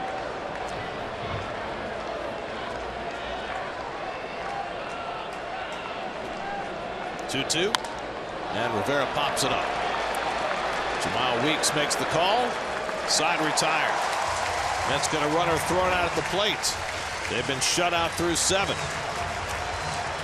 Stretch time in San Diego, 2-0 Padres.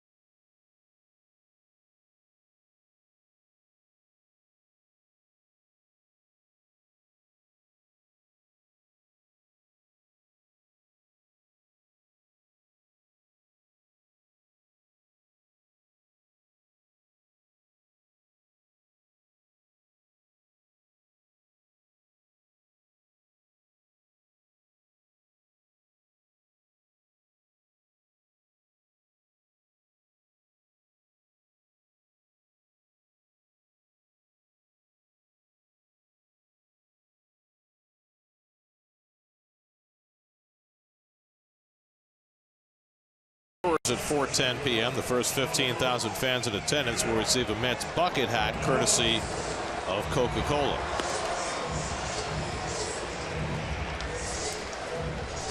Neil Walker comes into play second base. He'll bat 9th. Jim Henderson, the new pitcher, will hit 7th. See his numbers so far. Big strikeout numbers so far for Henderson here to pitch the bottom of the 7th. Derek Norris will lead off for the Padres. He has been cooled down tonight, at least from a Mets perspective. He had been 8 for his last 8 against Met pitching coming into the night, but Syndergaard struck him out twice.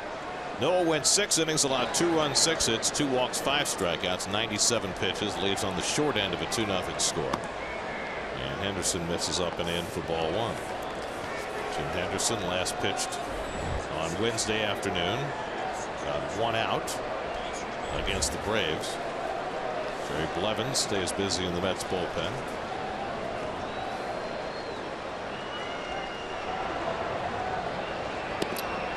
You know, Ronnie, the more I think about that play at the plate, I agree with you that any play at the plate, you should definitely touch the plate just in case, and Cabrera didn't. But think about the larger implications of what happens on that play, right? Yeah. That you're asking players to continue playing, to use a football term, after the whistle. Yes. And that's not a natural thing to do. It is not a natural thing to do, but also let's say you hit a 1-hopper to the pitcher and you're running the first base. What do? You always tag first base because you never know. What happens is if you run over the base, do not touch it, and the first baseman somehow drops the baseball. You haven't touched first, now he tags you out. You always have to touch the base. I know exactly what you're saying. What Cabrera did, it was not wrong. He felt the play was over. He had called out. He knew that he had never come close to the plate, so he knew that the call was probably correct. He just wasn't aware that the ball was dropped. Now the guy in the on-deck circle could say to him, touch home, touch home, touch home. You know, but guys don't do that anymore. Well, it happens on the other side too. If you remember the play last year in the postseason when Chase Utley broke Ruben Tejada's leg, that's right. They eventually allowed him to come back because the Mets didn't tag him after he was already out. But he took a player out and never touched the base. That's the other piece of it. But even aside from that, the reason they allowed him to come back is because the Mets didn't chase him into the dugout and tag him, which is absurd. It's absurd. That's the problem that I have, that you have situations now because of replay where you have to do absurd things, which doesn't make any sense in the context of the game. When you willingly give the base up, you have given the base up, you are out. Simple as that. They should have chased him in the dugout, but I'm not saying for the tag. Yeah, well, that's a whole other story.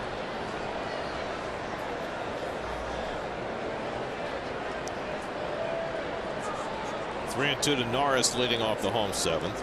Weeks on deck, and then Adam Rosales is hitting 9th in the order. Norris has had himself some long at bats tonight. Check out tonight's starting pitchers, brought to you by People's United Bank. Not a bad outing for Noah Syndergaard, but a superb one for Drew Pomeranz. Second straight night, the Padres have gotten an outstanding starting performance. Colin Ray last night, Pomeranz tonight.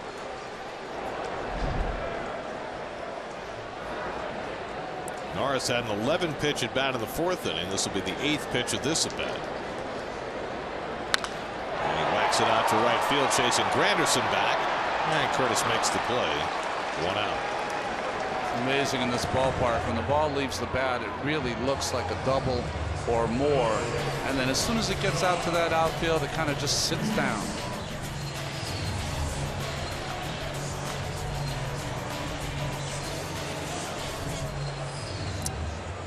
Of outfield. Not the biggest outfield the Mets will play in on this road trip. Coors Field is even more ginormous. Well, if the ball goes in the outfield, it usually goes in the stands. Right. But Kansas City is supposed to have the largest square area of turf in the outfield. Which is shocking. Larger than Coors? Yeah, it's supposed to be larger. I'd have to measure. Well, we'll measure when we get out there. We'll get a tape measure. Hansel Robles up alongside Jerry Blevins in the bullpen. course, Coors Field, they've made the home runs a little more difficult now with a higher fence out in right center field. The Bridich barrier. I mean, at least it's alliterative. Yeah, but if you're the GM, you got to be bummed that it's named after you. But he was, I'm sure, responsible for it. I've seen a lot of balls go off that fence, Yes. so it has served its purpose. Well, it led to the throw of the year, the Yasiel Puig throw on Trevor Story. That's right, and Yasiel made an unbelievable catch up against that barrier also. So at least the guys in the bullpen are more protected from the line drive that goes out to right center.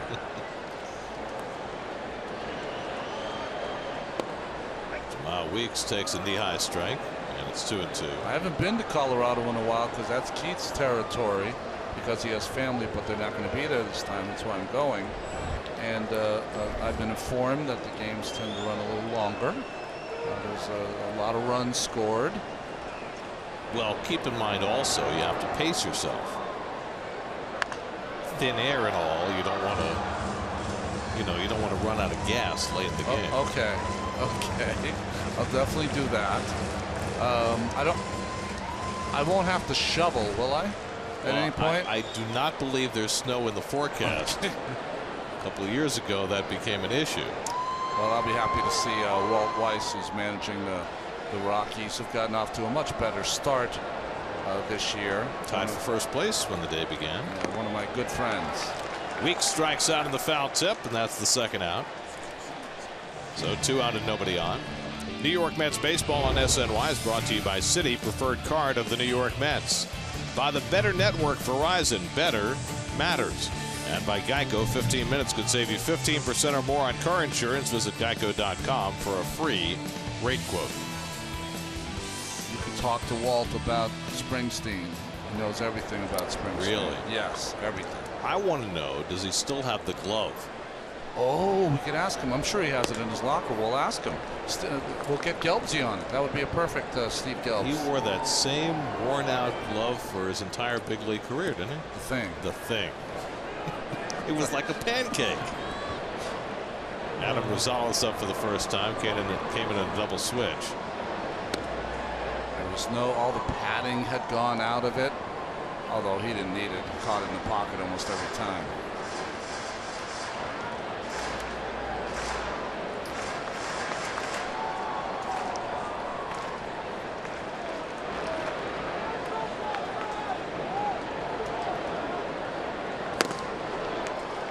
Anderson's got his good fastball tonight. It's ahead on Rosales 1-2. I think that Terry Collins has learned a lot this first month or so of the season about how to use Jim Henderson, giving him a day between outings whenever he can. 1-2, struck him out. Good fastball at 94. So Henderson with back-to-back strikeouts forges a 1-2-3 bottom of the 7th. On to the 8th we go. Mets still down 2-0.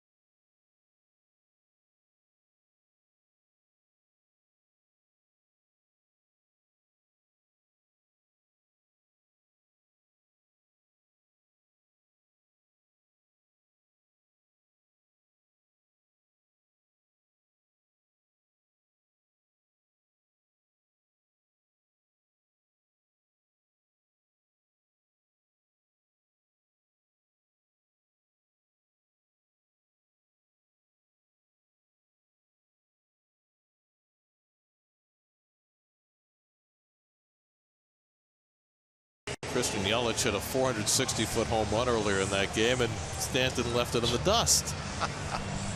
Brandon Maurer will pitch the 8th inning for San Diego. Well, it's hard to judge relievers' ERAs because all it takes is one bad outing to elevate it, but all those other numbers are very good. Batting average against, strikeouts, second on the club. Second on the club in the relievers with strikeouts. Neil Walker up for the first time, came in a double switch. Neil's hit a bit of a skid, 0 for his last 13. Got his first start off today. And he takes the changeup from Maurer out of the strike zone, 1-1. Curtis Granderson on deck, then Juan Lagares as the Mets try and get their offense going late, which they did last night, although they fell short. Good breaking ball there from Maurer. Maurer started out with Seattle as a starting pitcher, didn't have much success there. He's done much better as a reliever here in San Diego. Acquired 2 winters ago for Seth Smith, which is really hard to say. This is with a changeup, and it's 2-2. Smith was the quarterback, wasn't he? Yeah, he was a college quarterback at Ole Miss, right? Ole Miss.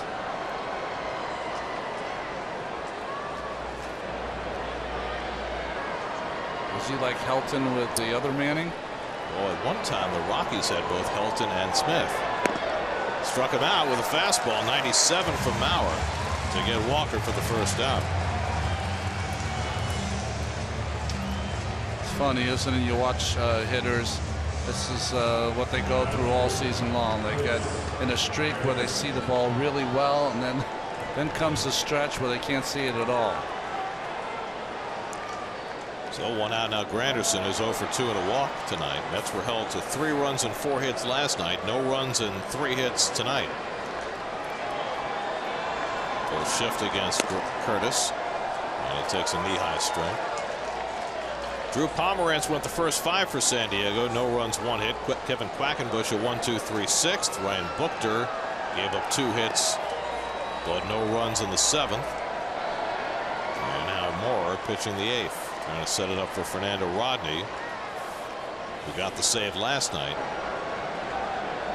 Seems year after year the bullpen is a strength for these Padres. Going all the way back to the great Trevor Hoffman. Well, I think Darren Balsey has been a very good pitching coach here. That's why I think he's lasted through, a couple of Buddy Black and now Andy Green.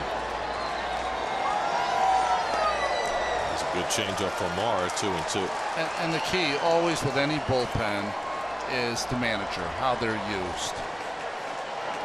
We were talking about this the other day, and it is remarkable when you think about it how many pitching coaches have survived managerial and in some cases general managerial changes, whether it's Dan Worthen with the Mets or Dave Righetti with the Giants or Darren Balsley here with the Padres. Yeah, it is interesting because it lets me know that there's not a lot of pitching coaches maybe in the minor leagues, or teams are reluctant to go to that guy. I mean, Frank Viola to me has to be a major league pitching coach at some point. Yes. I mean, he has worked with a lot of these young Mets pitchers. That's part of his resume.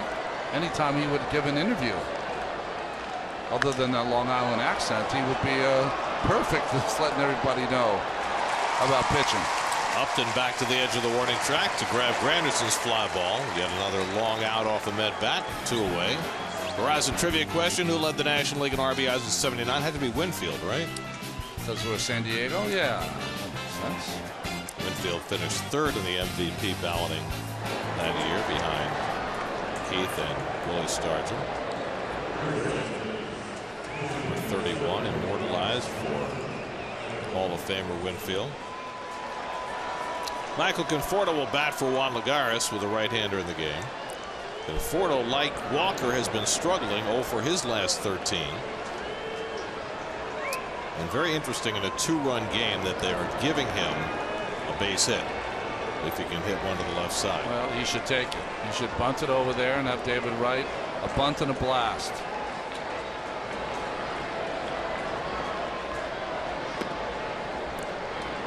And Maurer works him away.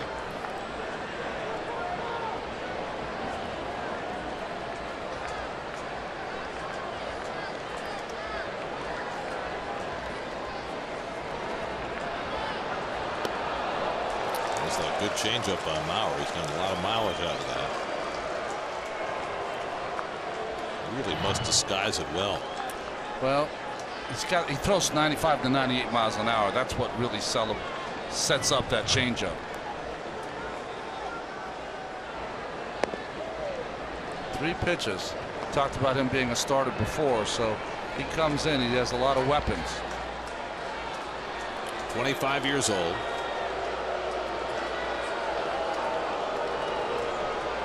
Southern California kid. Born in Newport Beach. Can't get any better than that. Blevins and Reed both up in the Mets bullpen. 2-2 to Conforto, pinch hitting in the 8th inning.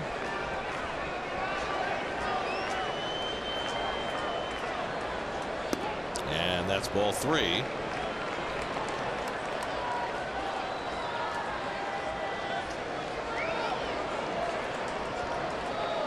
Well, 2-run game. If you throw 95 plus, you got to throw a fastball there.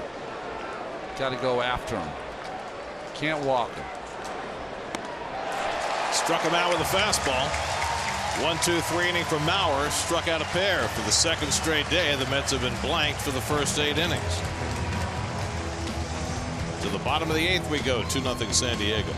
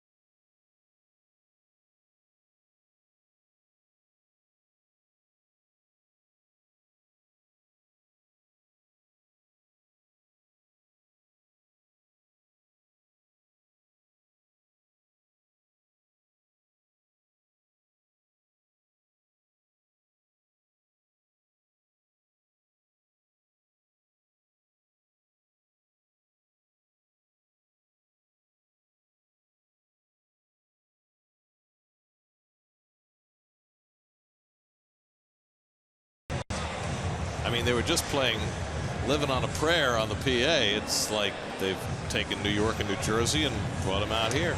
Alfred Steinblatz? Is that the photographer? Very good. Michael Conforto stays in left. Cespedes moves to center. Jerry Blevins on to pitch the bottom of the 8th. Well, important role here for Blevins. Need a shutout inning to give the Mets a chance at a bloop and a blast. Gets the curveball into John Jay, who's been perfect tonight. 3 for 3, 2 singles and a double, an RBI and a run scored. It's been the difference in the game. It's been the big difference in both games. He had the great catch last night against Granderson. Blevins misses away with a fastball 1-1. Myers and Kemp to follow. Mets will have the heart of the batting order coming up in the 9th against Fernando Rodney. Wright, Cespedes, and Duda are due, so it would behoove Blevins to keep this game right where it is and give the Mets a 9th inning chance. 1-2 to Jay. Jim Henderson worked a 1-2-3 7th after Noah Syndergaard went the first 6.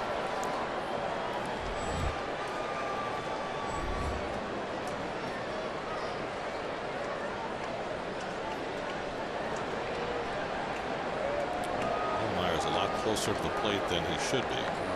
Take care of that in a second. How would you do that? I'll let you know after the broadcast. A college pitcher once got in trouble for doing that. That's right. No, I mean, I wouldn't do it in when he got up there, I would definitely get his attention. Good curveball by Blevins to strike out Jay, so he's retired for the first time tonight. 1 out in the bottom of the 8th. And that's going to be all for Blevins. With the right-hand hitters coming up. Blevins does his job. Addison Reed will come on and try and do the rest here in the bottom of the 8th. Call to the bullpen. Watch out, Addison. Come in safely.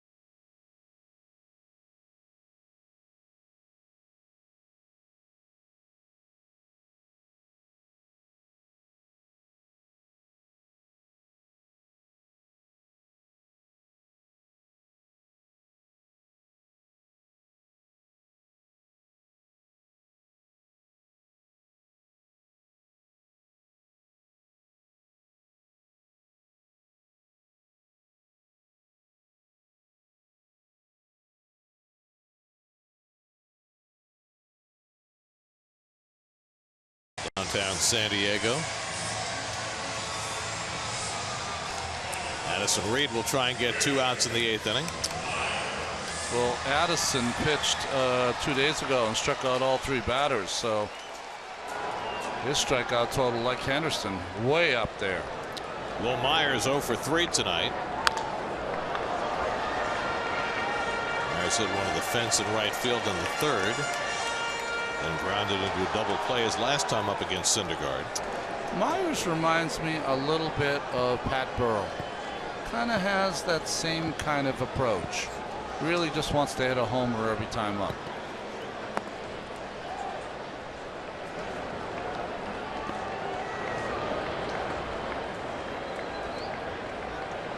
I mean, I love Pat Burrell. I mean, that's the kind of player he was, you know?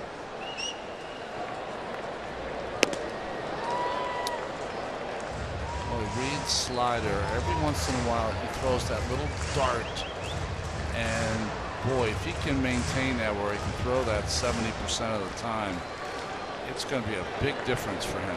Makes his fastball that much more effective. Myers has all that tape on his hands. Now you do that in golf because you want to put him to make sure that you put your hand on the club correctly. I wonder if he does that to put his hands on the bat correctly, to keep it in his fingertips as opposed to in the palms of his hands. Why would he do it all with one hand? Yeah, that's a good question. I was just trying to make something up. I don't know. That's the probably does it for style. That's probably what he really does. Well, he stains the batting gloves, but the tape is almost like it's kind of like the running shoes with you know, with that just kind of barely cover your feet? Yeah, no, it's branding, Gary. It's signature branding. It's the only player in the Major League that does that. So you're saying eventually he gets the logo on the tape? No, but there'll be some kid who's 10 or 12 years old who plays in the Little League here, and he'll come up, and he's probably hitting a buck and change, but he'll have the tape on his hands. Walker down to one knee. Takes care of Myers, and there are 2 outs.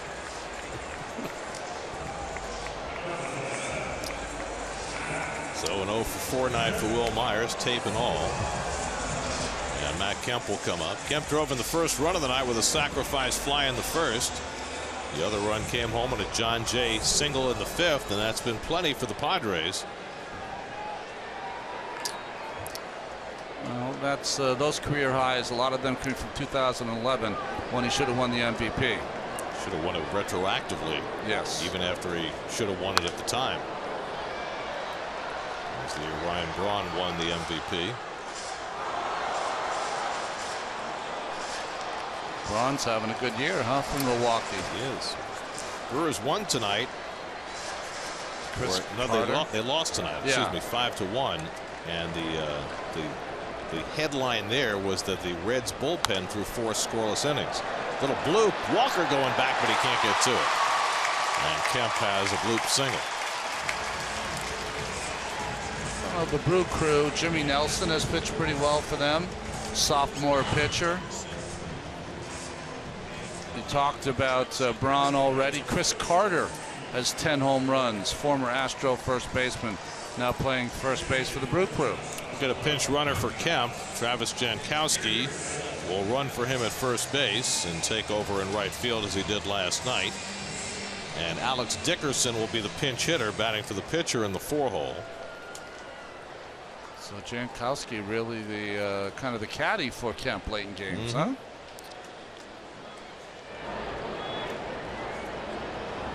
And he's taking off first pitch, and he thinks better of it and goes back. He was about 40 feet towards second base and then slammed on the brakes. Whoop. Wow.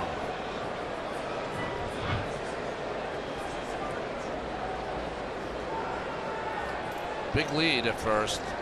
Got to have a throw over. Right, Addison? Thank you.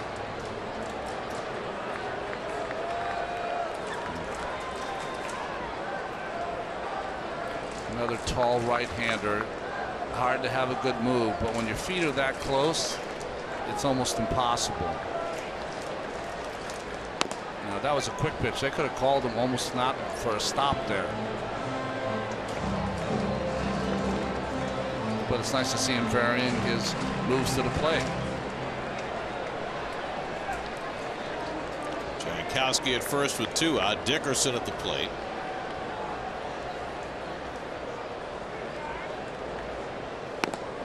Alex Dickerson, who grew up here in the San Diego area but went to college at Indiana.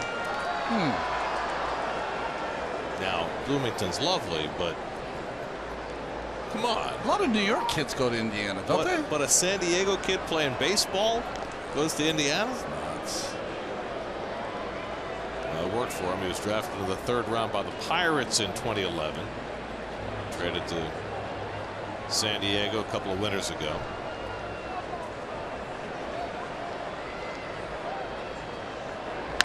Slapped one toward the hole past Cabrera, who is shifted towards second, and it's booted out in left field by Conforto, and that enables Jankowski to get to third without a throw. Well, the Mets shifting on Dickerson, and what would normally be a 6-3 putout turns into a base hit. Well, what's interesting is if Jankowski did not head first slide into third, he might have been able to score on this. Ball, just a ground ball through the hole, past Cabrera. Now watch Conforto, kind of bobbles it, and if Jankowski was really running right through third, Glenn Hoffman might have thought about it. Watch. Okay, he gets around the bag, and now he slides. If he had stayed on his feet and made a big turn, he could have thought about it. There's Melvin Upton, 1st and 3rd and 2 out. Well, the question is, what did Glenn Hoffman tell him to do? He was coming down the line to maybe make a call, so he didn't really give him anything. I think that Jankowski just thought that he didn't see Conforto boot it, so he thought it was going to be a close play at 3rd. And plus, you know, he's off the bench. He's trying to do something exciting. Stony Brook kid. You know those New York kids, they have false hustle. Wow. No, I'm only kidding. It is 1:25 in the morning, isn't it? 0-1 to Upton, who's singled and walked tonight, 1 for 2.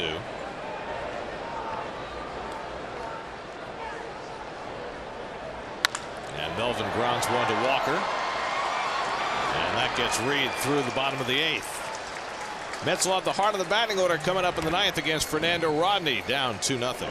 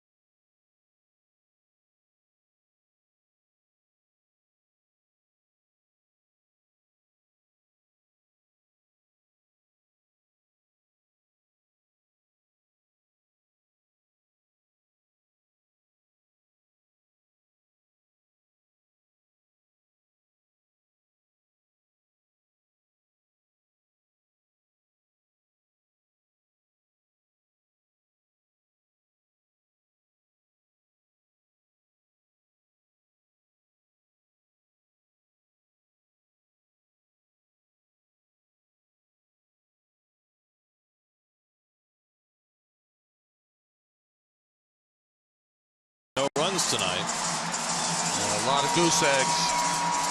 Well, last night the Mets were held scoreless for 8 and then hit a couple of home runs in the 9th before Fernando Rodney came in to get the final 2 outs. Well, he's given up nothing so far this year. The one thing about Rodney in his career, now in 2012 he saved 48 games with the Rays. 2014, 48 saves with the Seattle Mariners. But he tends to walk people his entire career. 4.4 walks per 9 innings through his long career, now 39 years old. David Wright's 0 for 3 tonight. And David takes up and in for ball 1. In his heyday, threw 95 plus with that parachute change of his. David's done well against Rodney, so is Cespedes, who's on deck. He's trying to rally in the 9th inning. Changeup misses badly, and Rodney's behind 2-0. Cespedes on deck, Duda behind him, so the Mets have the right man up.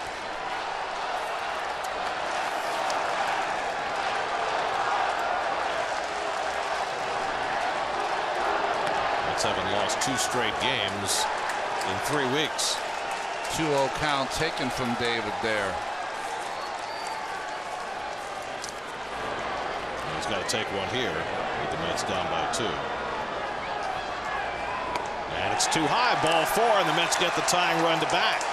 So a 4-pitch walk from Rodney to start the inning. And Cespedes will stride to the plate as the tying run. Cespedes hit a 2-run homer in the 9th inning last night against Brad Hand. He's 3 for 6 with a home run against Rodney in his career.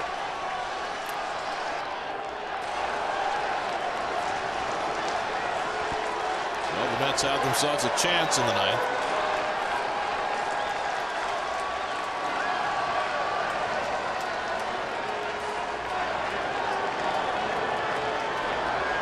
Cespedes' first pitch swing after the 4-pitch walk, and he fouls it off. I don't think that's a bad play. You usually say to yourself, why would you do that after you walk? Because he's trying to get ahead. And boy, he got a cookie right down the middle and missed it.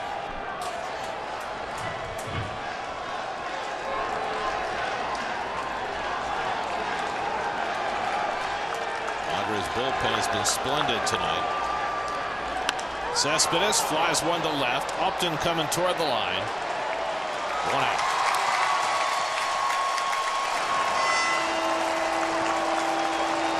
Well, that was the good changeup from Rodney. That's what got Cespedes out front.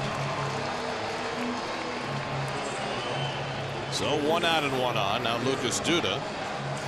Lucas is 0 for 3 tonight, 0 for 7 in this series. 2 career at bats against Rodney. Lucas is 0 for 2. Mets were held to 4 hits last night. They've managed just 3 hits tonight.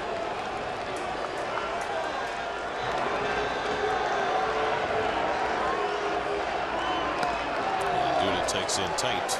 94 from Rodney, ball 1.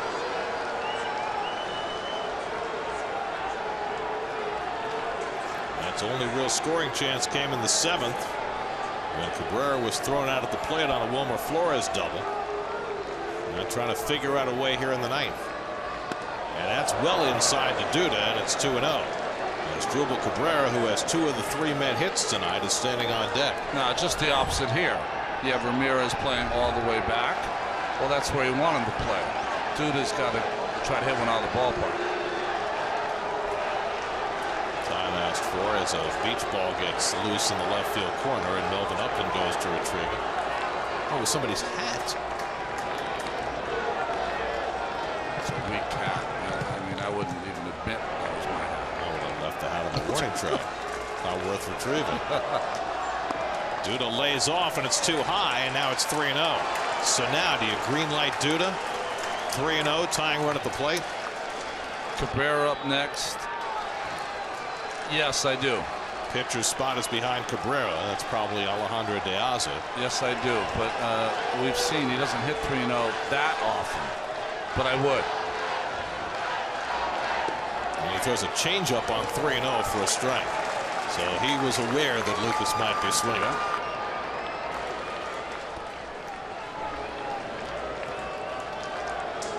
Outfield playing very deep, no doubles. Trying to keep the tying run from getting to second. And that's inside and low, ball 4, and the Mets have the tying runs on base. So just as Ronnie called it, a couple of walks from Fernando Rodney putting the Mets in business here in the 9th. Now you're in good shape here. Now you don't need a home run, although you'll take one. But a double should score Duda from first. So Cabrera at the plate. He's had the most experience of any Met against Rodney. 5 for 18 in his career. It's a .278 clip. Alejandro De Aza on deck to pinch hit, with the pitcher due up next. Right at second, Duda the tying run at first. Mets don't really have anybody to pinch run. Well, they do, De Aza, but he's got a hit. Yeah, I mean, you could use Campbell in that spot, but you don't gain that much. No. Now Cabrera swings and misses at a first pitch changeup. So he was set for a fastball that he could drive and got the local. It's almost like Rodney feels as though he can get this pitch over better than the fastball.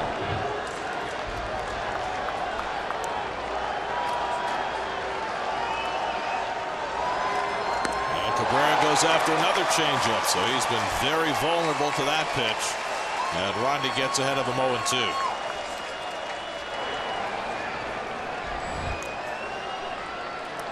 Aza on deck to bat for the pitcher. Behind him is Rene Rivera. Got to be awake on the bases. If he throws a changeup, he might try to bounce that. Might be able to advance the base. Cabrera's got 2 hits tonight, both to left center. One is a right-hand batter. One is a left-hand batter.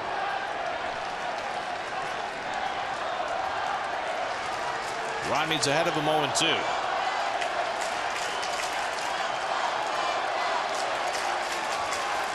Well,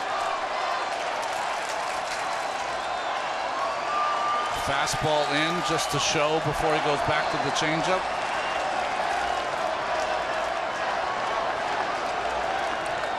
To Cabrera. And he threw him the fastball, and Cabrera strikes out on 3 pitches. 2 men down. It was a schooling. 2 great changeups, and then a fastball paint right on the knees, inside corner. So the Mets are down to their final out of the night with the tying runs on base, and Alejandro De Aza will be the pinch hitter.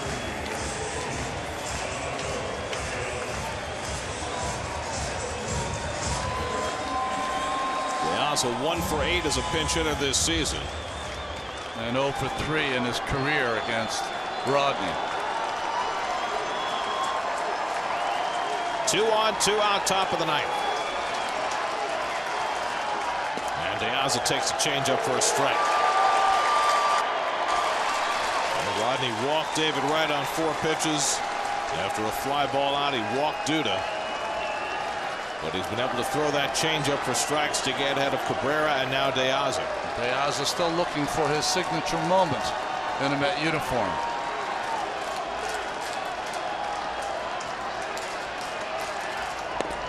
That one makes him move his feet. At 97 from Rodney. He can throw hard. He can let it go. Didn't know he still had 97. So that happens when you have 2 people on base and a skinny lead. 39 years old, been in the big league since 2002 when he came up with the Tigers.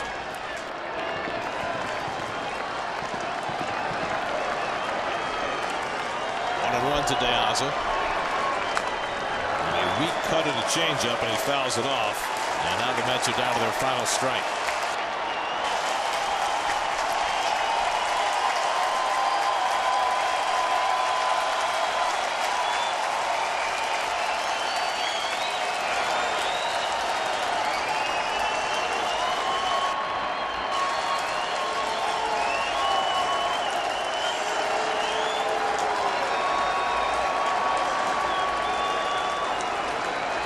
One and 2 to De Aza.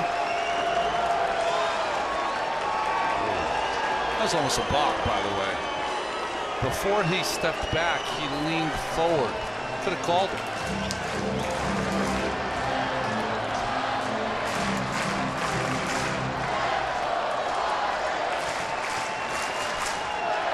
One-two coming. Struck him out with a changeup. Norris makes the toss, and the ball game is over. Rodney strikes out the final 2 after walking 2 in the 9th, and the Mets are shut out.